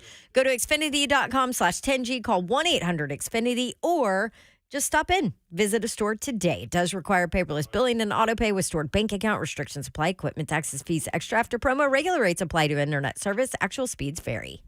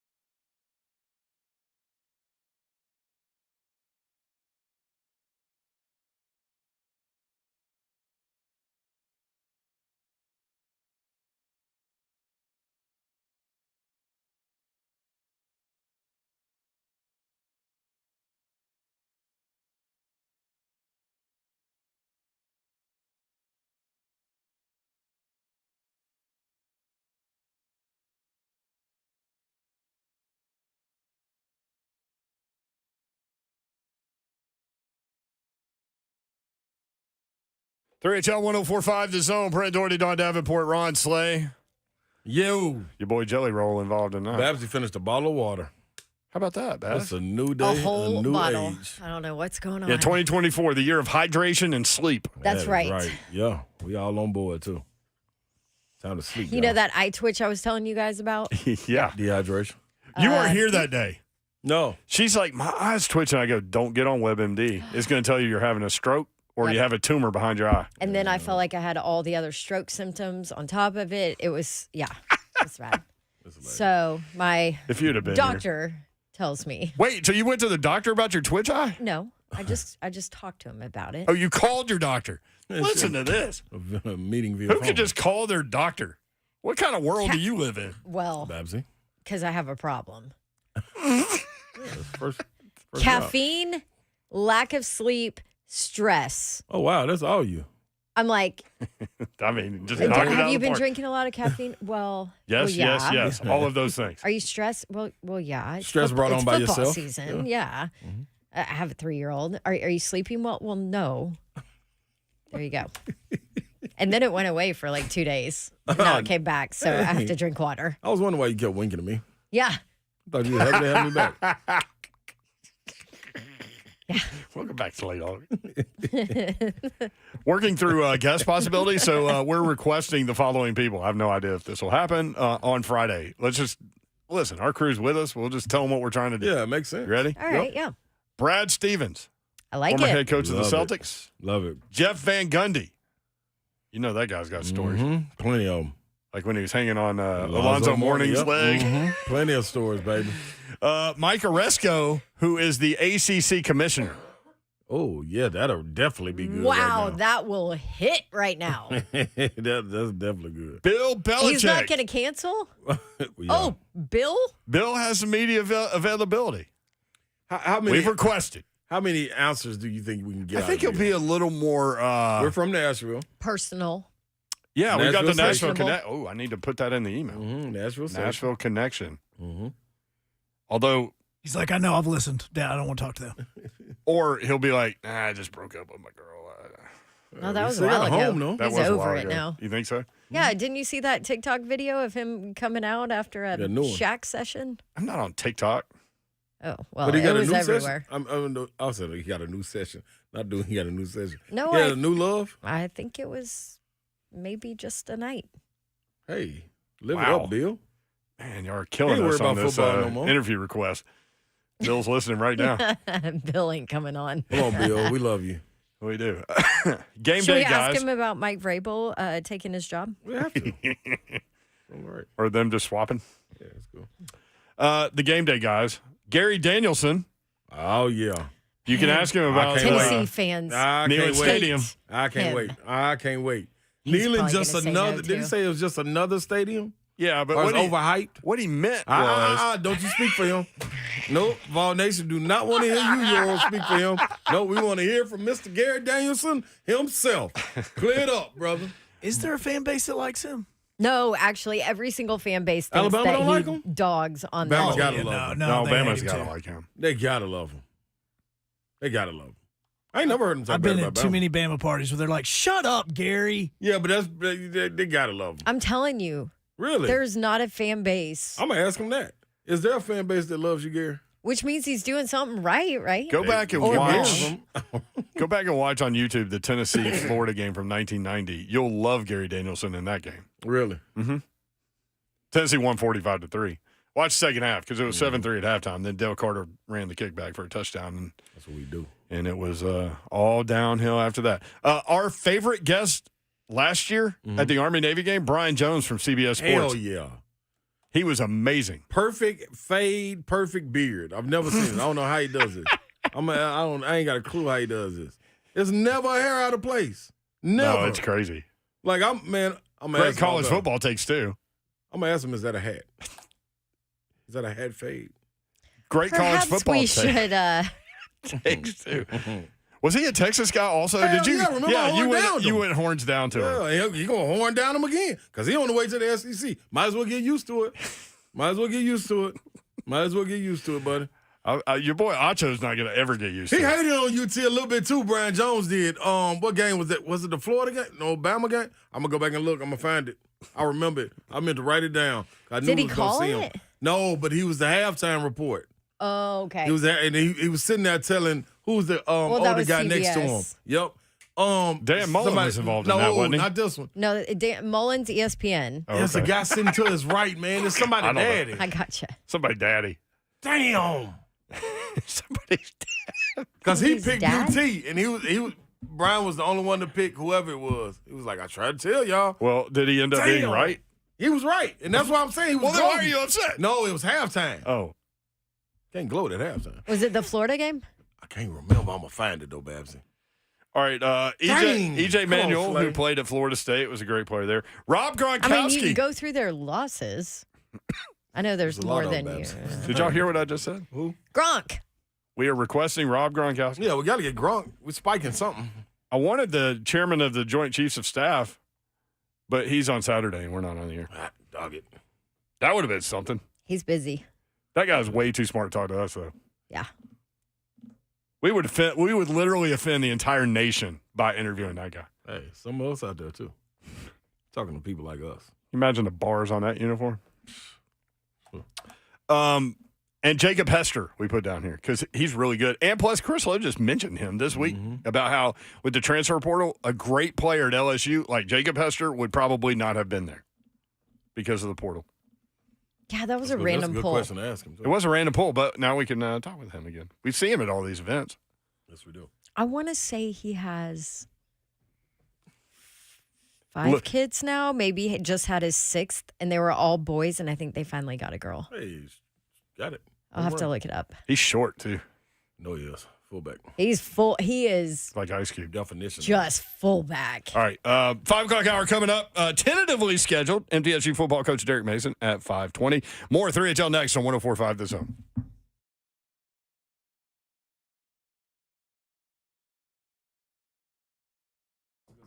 All right, holidays. Yes. Are you wanting that show-stopping closet? Are you wanting that beautiful garage where everything has a place? Maybe an office space with a Murphy bed so guests can still stay in the guest room and then you can work? Well, Artisan Custom Closets can do all of it. I know that it says closets in their name, but I promise you, they do everything and they do it well. And it's custom made, measured, everything just for your home. Artisan, ARTISAN, customclosets.com is the website.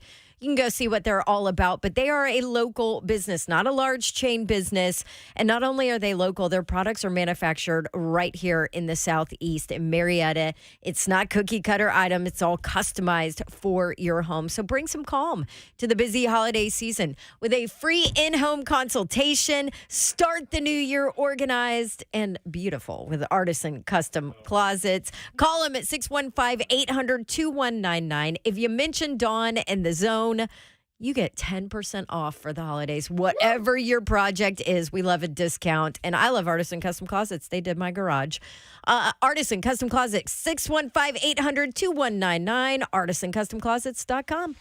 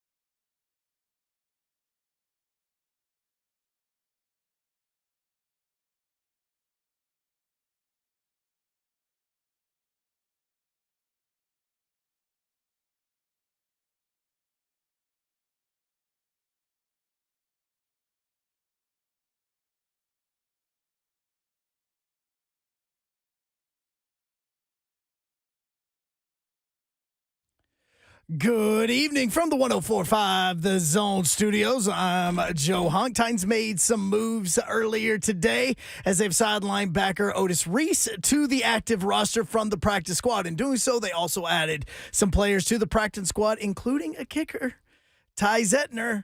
Zentner is going to be on that practice squad. He was at practice today. He's actually played in 4 games this season for the Texans, averaging 42 yards a punt. Texas and Oklahoma are coming to the SEC, but they're bringing the Cotton Bowl with them because they just agreed to a deal to keep their rivalry game at the stadium through 2036. And we just now found out, believe it or not, that the Jaguars actually have golf carts. Trevor Lawrence just confirmed this in his presser that he just chose not to take one. He also didn't practice today. Neither did C.J. Beathard, the Battleground Academy alum. So Jaguars are taking on the Browns this weekend. We'll see what happens and who's going to be starting that game for them. For all your foundation repair and waterproofing needs, you need to visit USSTN.com. Breaking news at once on your home for the Vols, the flagship station for your Tennessee Titans, as well as home to 3HL. This is 104.5 The Zone.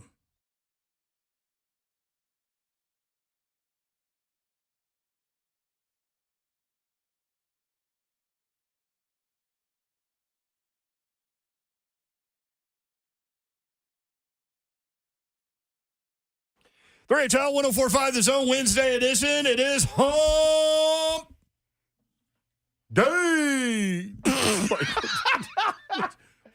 I thought you were going to pop in with your stuff. Hump Day? That's what what you did to Hump. Yeah, I know. I messed up. But the camel should have done that. He'd still be rolling. Yeah, he sure should have. Hump. I always thought those commercials were great. I don't know why they took them off the air. I loved them. Why did they? I don't know why they took Joe Camel down. Well, you know. The whole Joe smoking Camel? thing. Yeah, the whole smoking. They took all advertising down. All did they? tobacco Yeah. stuff is I gone, didn't know that. Yeah. You're talking about for like pictures? Yeah, Yeah. Joe Camel's dead. I mean, gone. Is it? Yeah, goodbye. How do I? It's like when Ronald McDonald killed all the characters, remember? Like now they're trying to bring them back. No, they're back. Yeah. Grimace and everybody. It's like a Bring Marvel 'em movie. back. Bring them back. The Hamburglar, Fry Guy. These things, no. These things used to always exist. And then Ronald McDonald went gangster, and then they all disappeared. Did it? Yeah, and then it was just the Ronald McDonald show. Yeah, it was remember? just him. Yep, it was just him for a second. When we were kids, they used to do these birthday things where the characters would show All of up them, randomly yep. at McDonald's. I remember that. They don't do that anymore, do they? Mm.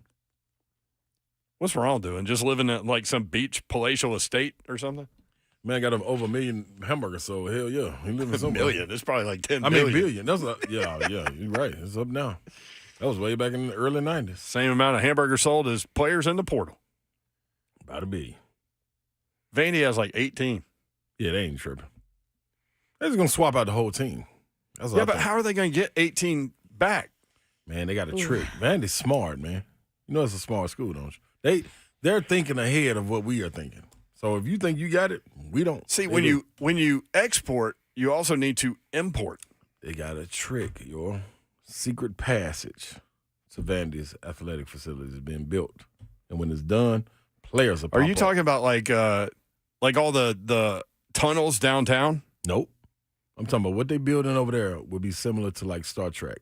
You know, Star Trek, The Last Frontier, Final Frontier, when they used to same thing. Yeah, when they used to disappear, you hear the little like Energize.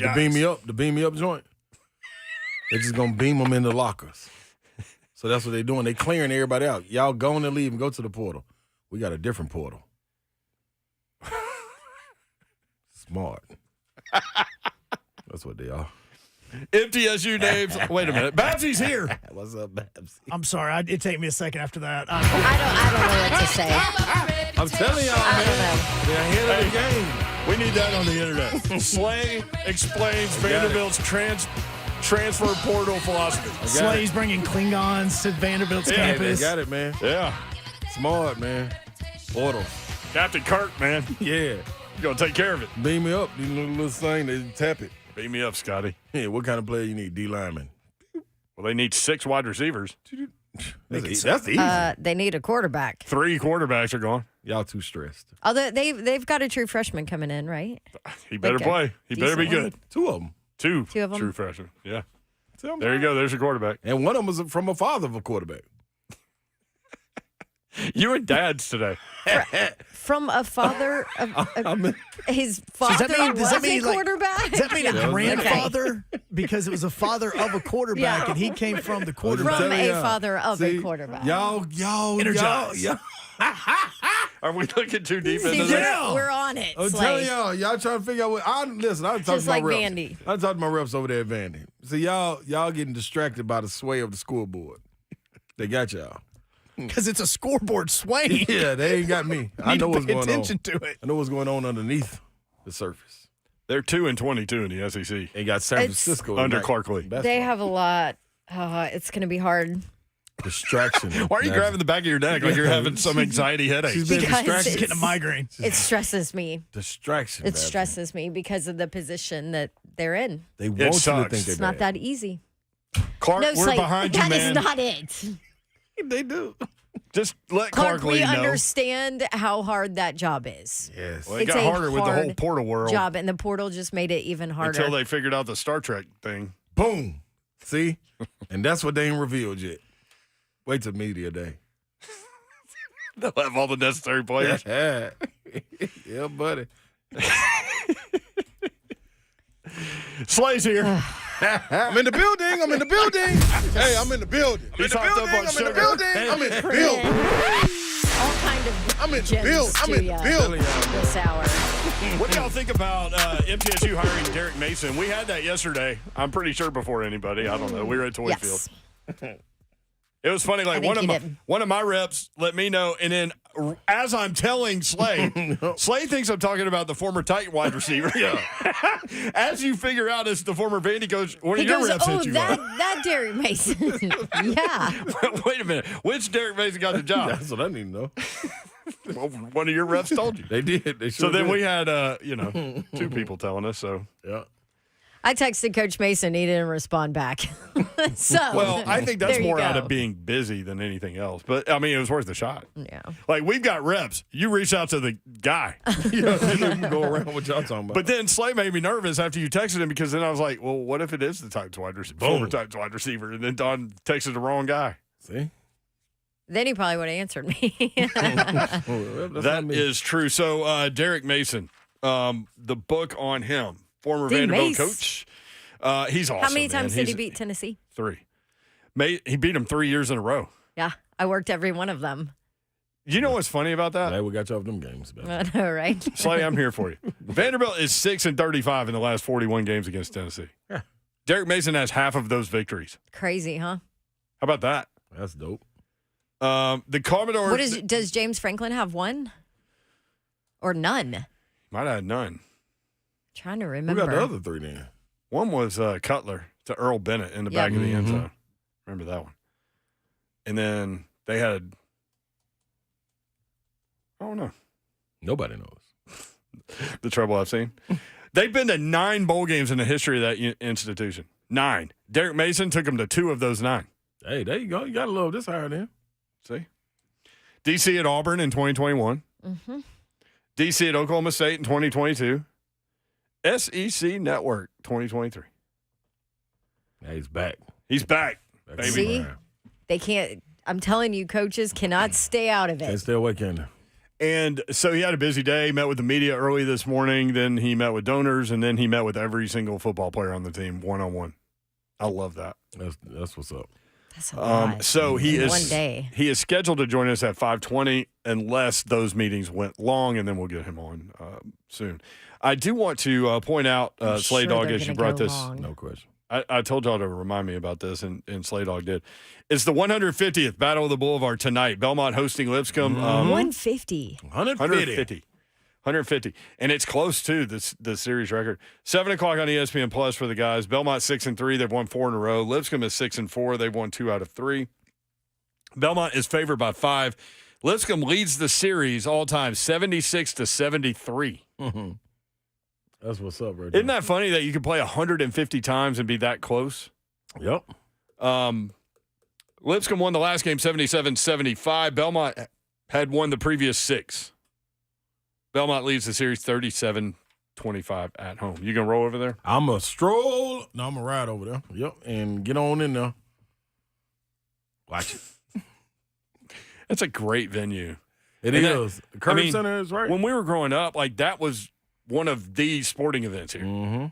Battle of the Boulevard. And they played one of those games at Vanderbilt, sold it out. I wonder why. Yeah, this would be more. When you got all these universities here like this, D1 schools, you should be paying more there. I want to see TSU play Vandy. Yes. That would be good. But some of those guys back in the day, like when we were kids, like you just didn't have pro sports here. Yeah, and all those things. So like, you know, Joe Bailing and Scott Speedy and Philip Hutchison and all those guys. Yep. Let's go that thing, boy. Tons of fun there. One more quick note. Former Georgia quarterback Brock Vandagriff is transferring to Kentucky. Okay. The thought is that UK OC Liam Cohen will work well with Vandagriff as he has a similar build, similar skill set as former protege Will Levis. Great get for Mark Stoops. Vandagriff, a 5-star recruit coming out of Bogart, Georgia, when he came out of high school. Did that work out? How many years does he have left? That's a great question. Oh, I'm gonna jump out. I can't remember. Three or 4. Okay. There we go. We're done with the COVID year, right? Like the COVID Next extra year. year. Yeah, next year. Next year. Y'all tell me that every year. Yeah, I thought so too. No, it's just been a long year. The Titans have made it feel like a That's what really it is. long year. That's what it is, ain't it? I promise. Made our eye twitch. Yeah, because guess what? That's it. That's Seriously. why players coming back. Like they Mike got the COVID year. Vrabel, Brand Carthon, here you go. This is my eye twitch. You are the reason for my eye twitch. Twitch, please. I was about to say it. All right, we'll see if Coach Mason is done and can join us next. If not, more conversation here on 3HL. We have tons to get to. The Titans have signed a punter. We've got that for you too. 3HL 104.5 The Zone.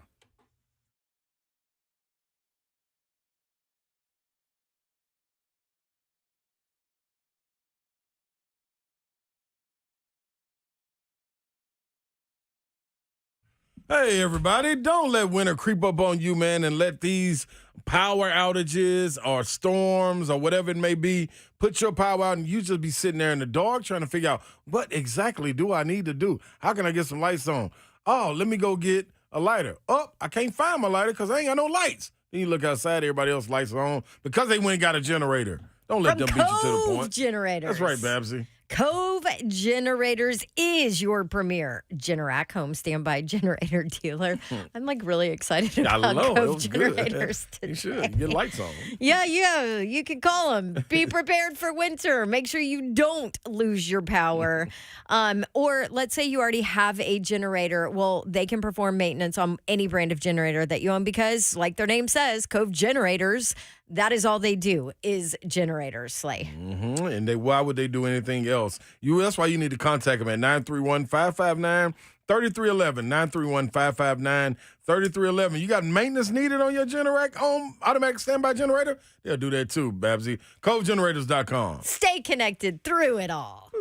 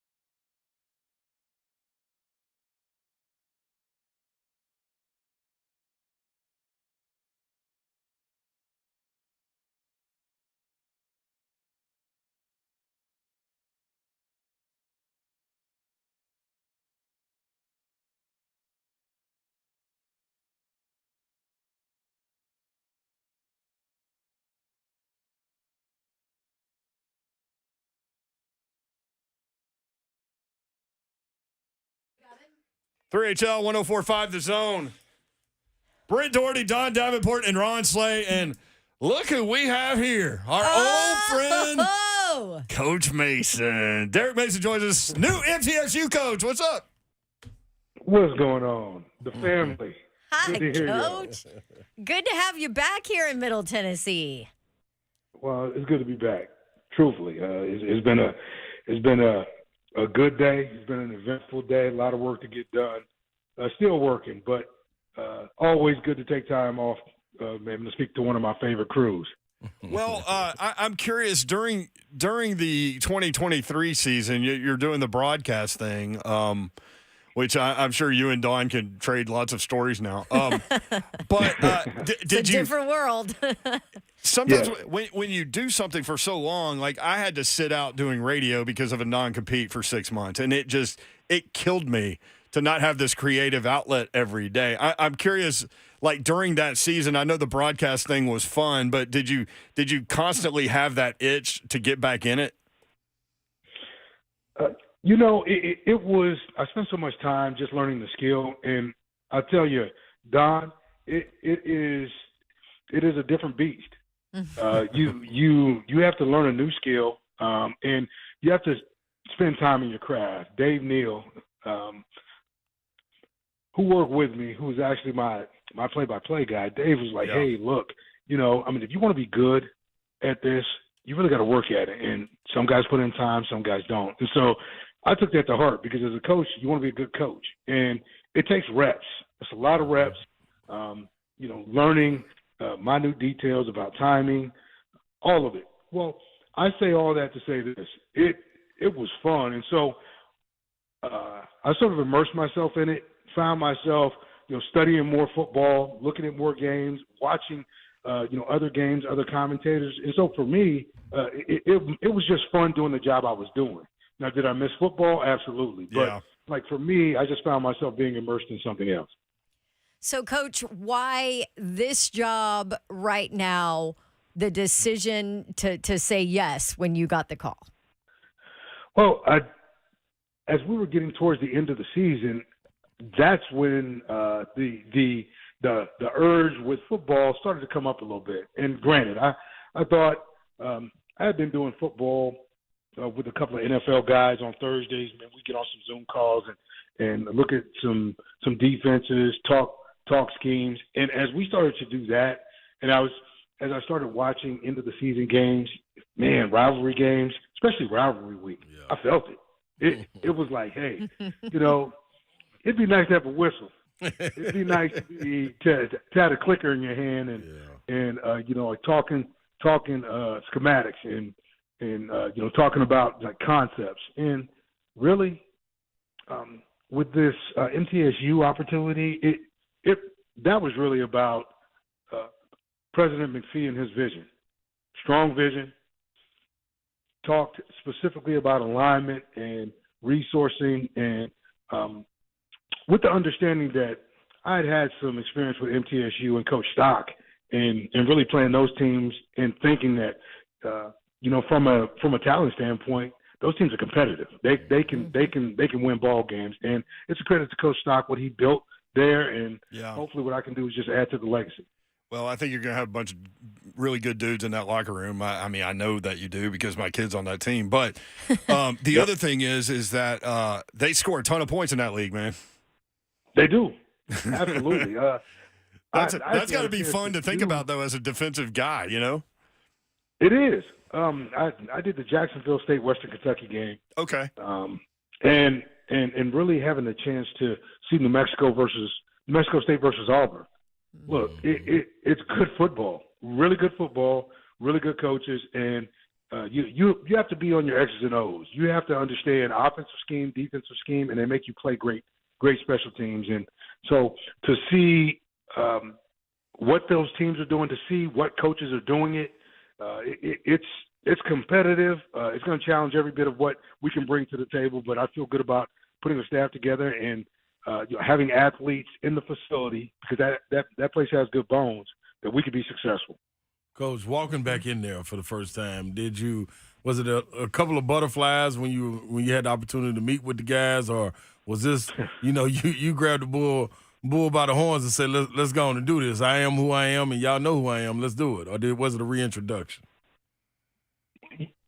I think I met those guys where they were. I walked into the locker room and really, some 18 to 22-year-olds hadn't really heard anything about what was happening. And so you got to deal with that first. You got to deal with the emotional side of where players are in the locker room. And we dealt with that. We talked about it. Told those guys to decompress. Now you understand who's in front of you, okay, and let's make sure, man, we start with the speed of trust, and let's try to move this thing forward. And the guys were great. Yeah. Seriously, they were good. We spent an hour and a half afterwards just shaking hands and learning names and just trying to get a hold of guys' stories. But it takes a lot longer than that to be able to build trust. But I thought, it was a great first step. I saw some of those guys at the press conference today, and a fair amount of those guys came over afterwards, and I saw them in the facility. So I think like the messaging was spot on. Meet these guys where they are. Let's talk about the ball. We got to get to work, and good things are going to happen, man. But they don't happen by themselves. Right. Derek Mason with us, the now head coach at MTSU. Coach, I'm curious about what you've kind of learned maybe in the last year, kind of in your journey since you left Vanderbilt as a head coach, defensive coordinator for my Auburn Tigers, and then DC, and then also DC at Oklahoma State, and then stepping into broadcast. Where do you think you're different maybe now as a head coach as you step into this job? Well, the reflection of time spent at Vanderbilt and those other places, the hiring of staff, making sure that you understand what you want to be. You have to have a picture of what you want to be, and then you got to let your players and really what's in the building and move you to where you need to be. Okay, so it's really meeting players in the middle, but having an understanding of what you want to be. And I thought just watching like the game itself allowed me to see the variance in schemes. You look at the conference I'm in, Conference USA, and it's a conference with Liberty, New Mexico State, and really Jacksonville State. 3 new teams that have come in like the last couple of years, and just watching that helped me understand that football's changed a little bit. Before, it was just air raid had just taken over, and now it's the ability, with quarterback runs and everything else. So, you have to be really versatile in your schemes. So that was something that I gleaned, off of being out. But I think most of the learning process was really reflection on my time at Vanderbilt. What things do I need? What recovery items do our players need? How does nutrition play into it? Not getting drawn back into the ball and understanding that CEO or being CEO is super important. So for me, I think it was all encompassing. It was a complete journey, and I thought that time off gave me, a true chance to reflect on all of it. Yeah, that's what I was going to say. That was a great point right there. You also, when doing it, have to evolve as a coach, because this generation of athlete and just younger kid is evolving. Like, it's not the same athlete that was coming in, 2010. You know what I'm saying? Like, that's right. It's totally different right here. So how do you balance that now, Coach? You know what I mean? You can't just be all X's and O's, but you got to be able to walk in there and ask a kid, man, what was going on at home, or, you know what I'm saying, like a little small conversation, who you dating, anything, just to build that bridge. Well, maybe I was just ahead of the curve, because I always felt like I was that way. Beautiful. I always spent time in the idea of trying to figure out who they were. Yeah. They young people are working hard to get it right in a place where it's really noisy. It's a lot of noise. Yes. Noise on social media, noise in the world. And they're trying to discern, okay, like, which way do I go? And so, the only way you know where they're at is to be able to have fair communication and really just have an open door policy where you guys can talk to you. Yeah. But it can't just be your head coach. It's got to be every coach on that staff's got to be available for their players. And I think for me, that's what I've learned is that if you're the lightning rod and you're the only piece that's that's being plugged in and being able to have all the information disseminated through, that's tough. Mm-hmm. It's got everybody in the step in the gap and make sure that we can make the journey exactly what it needs to be. And so as we've gotten into NIL, and talking about NIL, I thought MTSU was the perfect fit for me because it's a group of 5. And when we talk about NIL at our place, I'm talking about it for our juniors and seniors, really, and trying to make sure that I can retain players. The rest of it is all about developmental stuff. So I can spend more time on the coaching and developing and journey than I am just talking about NIL while still trying to raise the capital to get it done. Well, I mean, because that whole world's changed since you were last a head coach, man. It's crazy to see how the sport has changed in just 3 years, right? Like, and now, the transfer portal. How many in the transfer portal now, Slay Dog? Almost 3,000 players in the transfer portal. That's just a crazy world that you have to just kind of figure out and wade through. Well, it is, but this opportunity, Middle Tennessee State gave me the right platform for me to be back in this game. Doesn't mean I was for NIL. I am. Mm-hmm. But I think, you have to prioritize, depending on the level that you're at, you have to prioritize how you're going to introduce NIL to your team. And what does it look like? I mean, I want to make sure that our veterans, our juniors and seniors, the guys that have done the work, have an opportunity to get those things. And we have to build towards it at MTSU. We really do. But I think there's much. Since I'm developmental, okay, our freshmen, like, that come in, do the work. Show me you sort of keep what you earn. You sort of keep what you kill. So in that space, I feel better about, developing and making somebody earn it rather than giving it to them on the front end. Yeah. And everybody being upset because they've been shortchanged because they didn't turn out the way we thought they were going to turn out. Man, love it. Love having you back on, and congrats on the gig. I know. Selfishly, we're very happy about it to have you back. Yes, we are. In the mix, we're for pumped sure. to have you back in town. I do have one question though on the way out, Coach. Do defenses still win championships in this day and age? Of course they do. This is what I say. I mean, offenses get you there.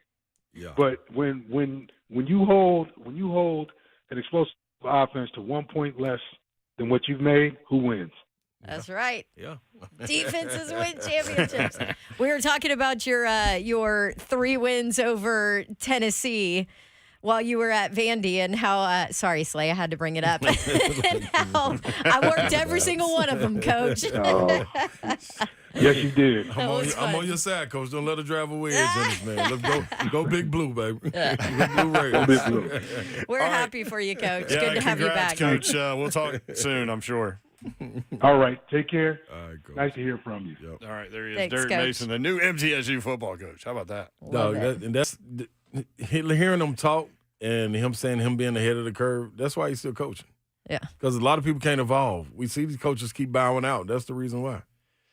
What about his quote? Middle Tennessee gave me the right platform to get back in this game. That's right. Mm-hmm. That was good. That's right. You know what else stood out to me, too? Because you remember he was at Vanderbilt when he first stepped in, he gave up defensive play calling, right? And then took it back. And then I think gave it up again. Like, you heard him talk about being a CEO, being the head coach, making sure that everything is in place. Like, I feel like he probably learned a lot on that Vanderbilt road of how to do that. You have to hire well. Yep. For sure. Did you know that Derek Mason beat Tennessee 3 times? Yeah, Babsy apparently called those games and couldn't wait to ask Coach Mason. Mentioned it several times, didn't she? Yes, she did. I just a wanted highlight to of ask the interview him. right there. Just wanted to ask him, just bring it up. By the way, speaking of the portal, Oklahoma State quarterback Gunnar Gundy has entered the transfer portal. He is the son of Oklahoma State coach. Son of a coach. Slay. Son of a father. Son of a father? Yeah, he's son of a father of a coach. Son of a father. Is that a bad look when your son enters the portal? Yeah, Hey, we can't get it done. Or It's your dad being self-aware. Like, son, Your dad's like, you're never playing here. If you want to go play, go somewhere else. I put Power 5 on your resume. You ought to be able to get in somewhere. You know, Derek Mason beat Tennessee 3 times. Tennessee player with some legal issues. We'll tell you about that when we come back. 3HL 1045 this home.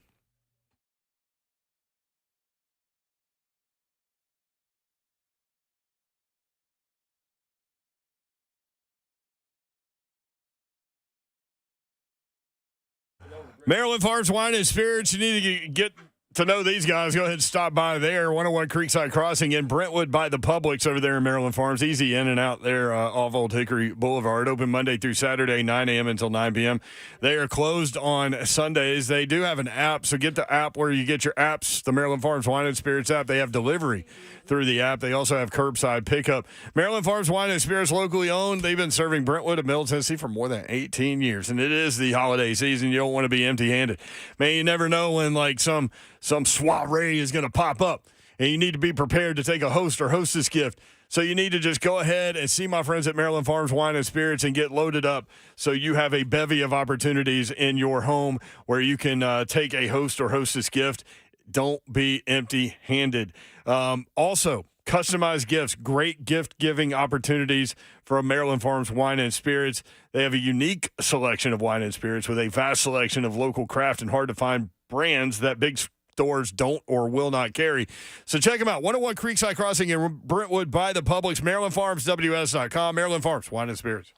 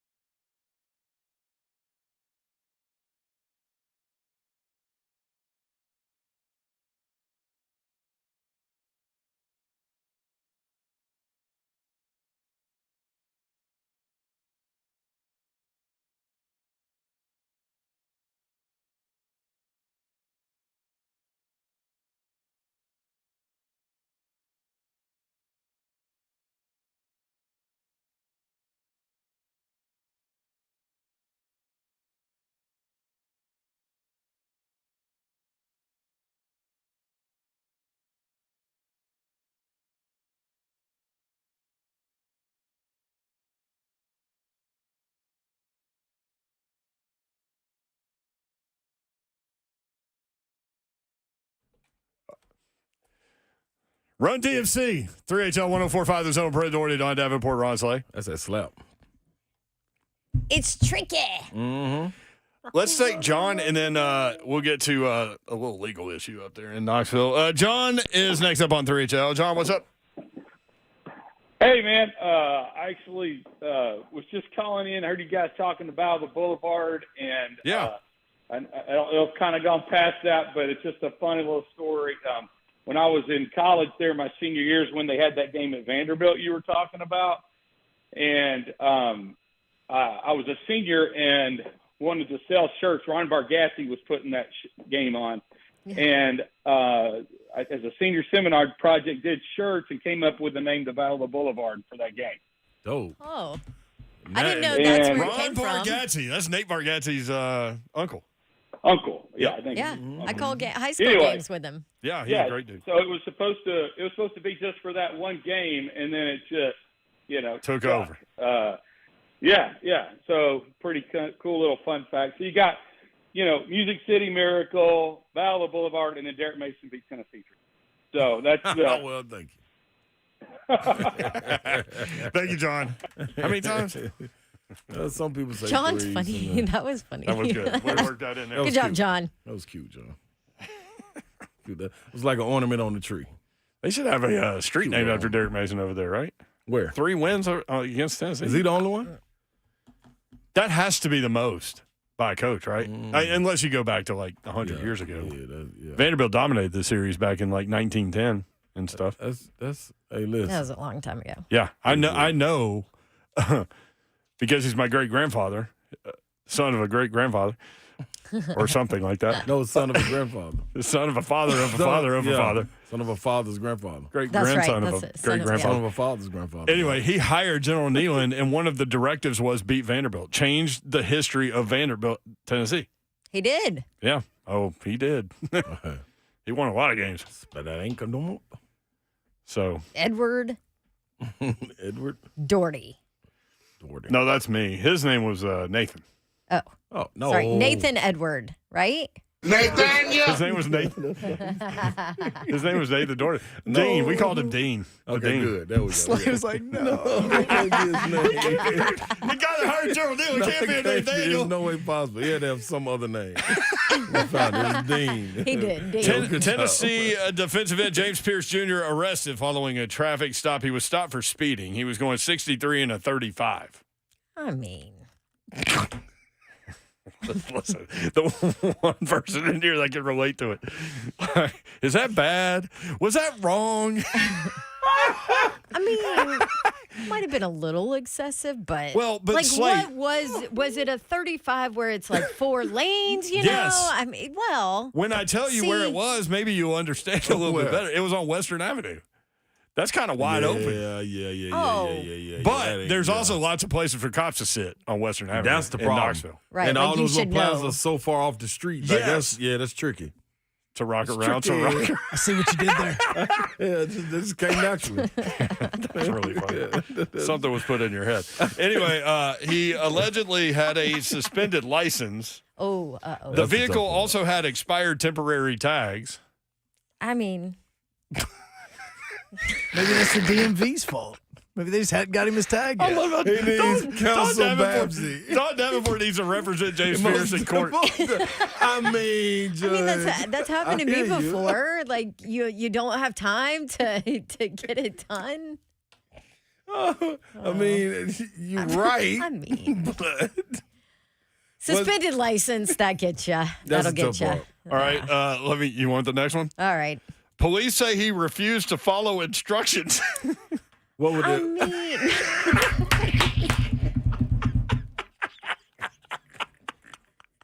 mean, Babs just recently dealt with this. This is recently on her docket. Oh man, my gut hurts. I mean, I'm using my phone for navigation, officer. Babs can call James Pierce and be like, "Hey man, I feel like I'm living through your life. I've had this story too. I can totally relate." but my Bluetooth wasn't working. Woo! Hey, man. Is that all? I hope that's all. That's got to be it. He kicked a cat. Oh. Yeah. He tried to pet a horse. The cop was on Don't horseback. touch the horse. We're going back to the scene of the crime. You do realize I know. that. What's I the have odds to that be there'll be a careful. horse out there? Oh, they'll be out there. 100%. Yeah. How good's a horse's memory? Yeah, it was the same horse. I remember that lady. How good is that officer's memory? Yeah. I remember that lady. I remember that lady. Remember that Yeah. blonde southern Also, hick? why were y'all on the other side of the street from me? I can't remember why that happened. Oh, you were watching this from afar? Yes, it was her, Blev, and Mickey. I thought they were all going to get arrested. Like, my day was going to change greatly. I was going to have to go bail them out. Because of the horse. It's true.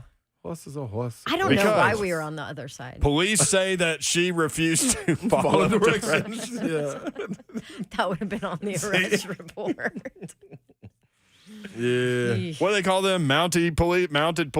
Yeah. Mountie? Yeah. The Mountie police almost got her. I mean, They came all the way down from Canada. 63 and a 35. Suspended license. Vehicle had expired temporary tags. And he allegedly refused to follow instructions. Babs had a comeback for everyone, though. Was it a 4-lane? And yes is the answer. You would not think that was a 35, Western. see, that's there's what no I'm way saying. possible. There's Is no it way one of possible. those roads There's that no way get possible. you? Yeah, this one. And If they he- rolling on that road. If he doesn't too. have that speed limit thing on his windshield, like the highfalutin cars, Yeah. then you're in trouble there. I can't handle those. What is that? I don't One of know. my rentals Audi? had it. That's the only reason I Highfalutin? know. Yeah, it puts it on the window. There's no Highfalutin means, excuse. I don't know, expensive, luxury. I mean. Highfalutin. I mean, What's next, Hunt? That would be Titans tonight with Keith Bullitt. All right. Have fun, Bully. Bully. Later. Good night. God bless. Mount See ya. Juliet Wouldn't wanna tomorrow. be Let's go. ya. Wowee. 3HL after right on the habit, Mr. Roy 218.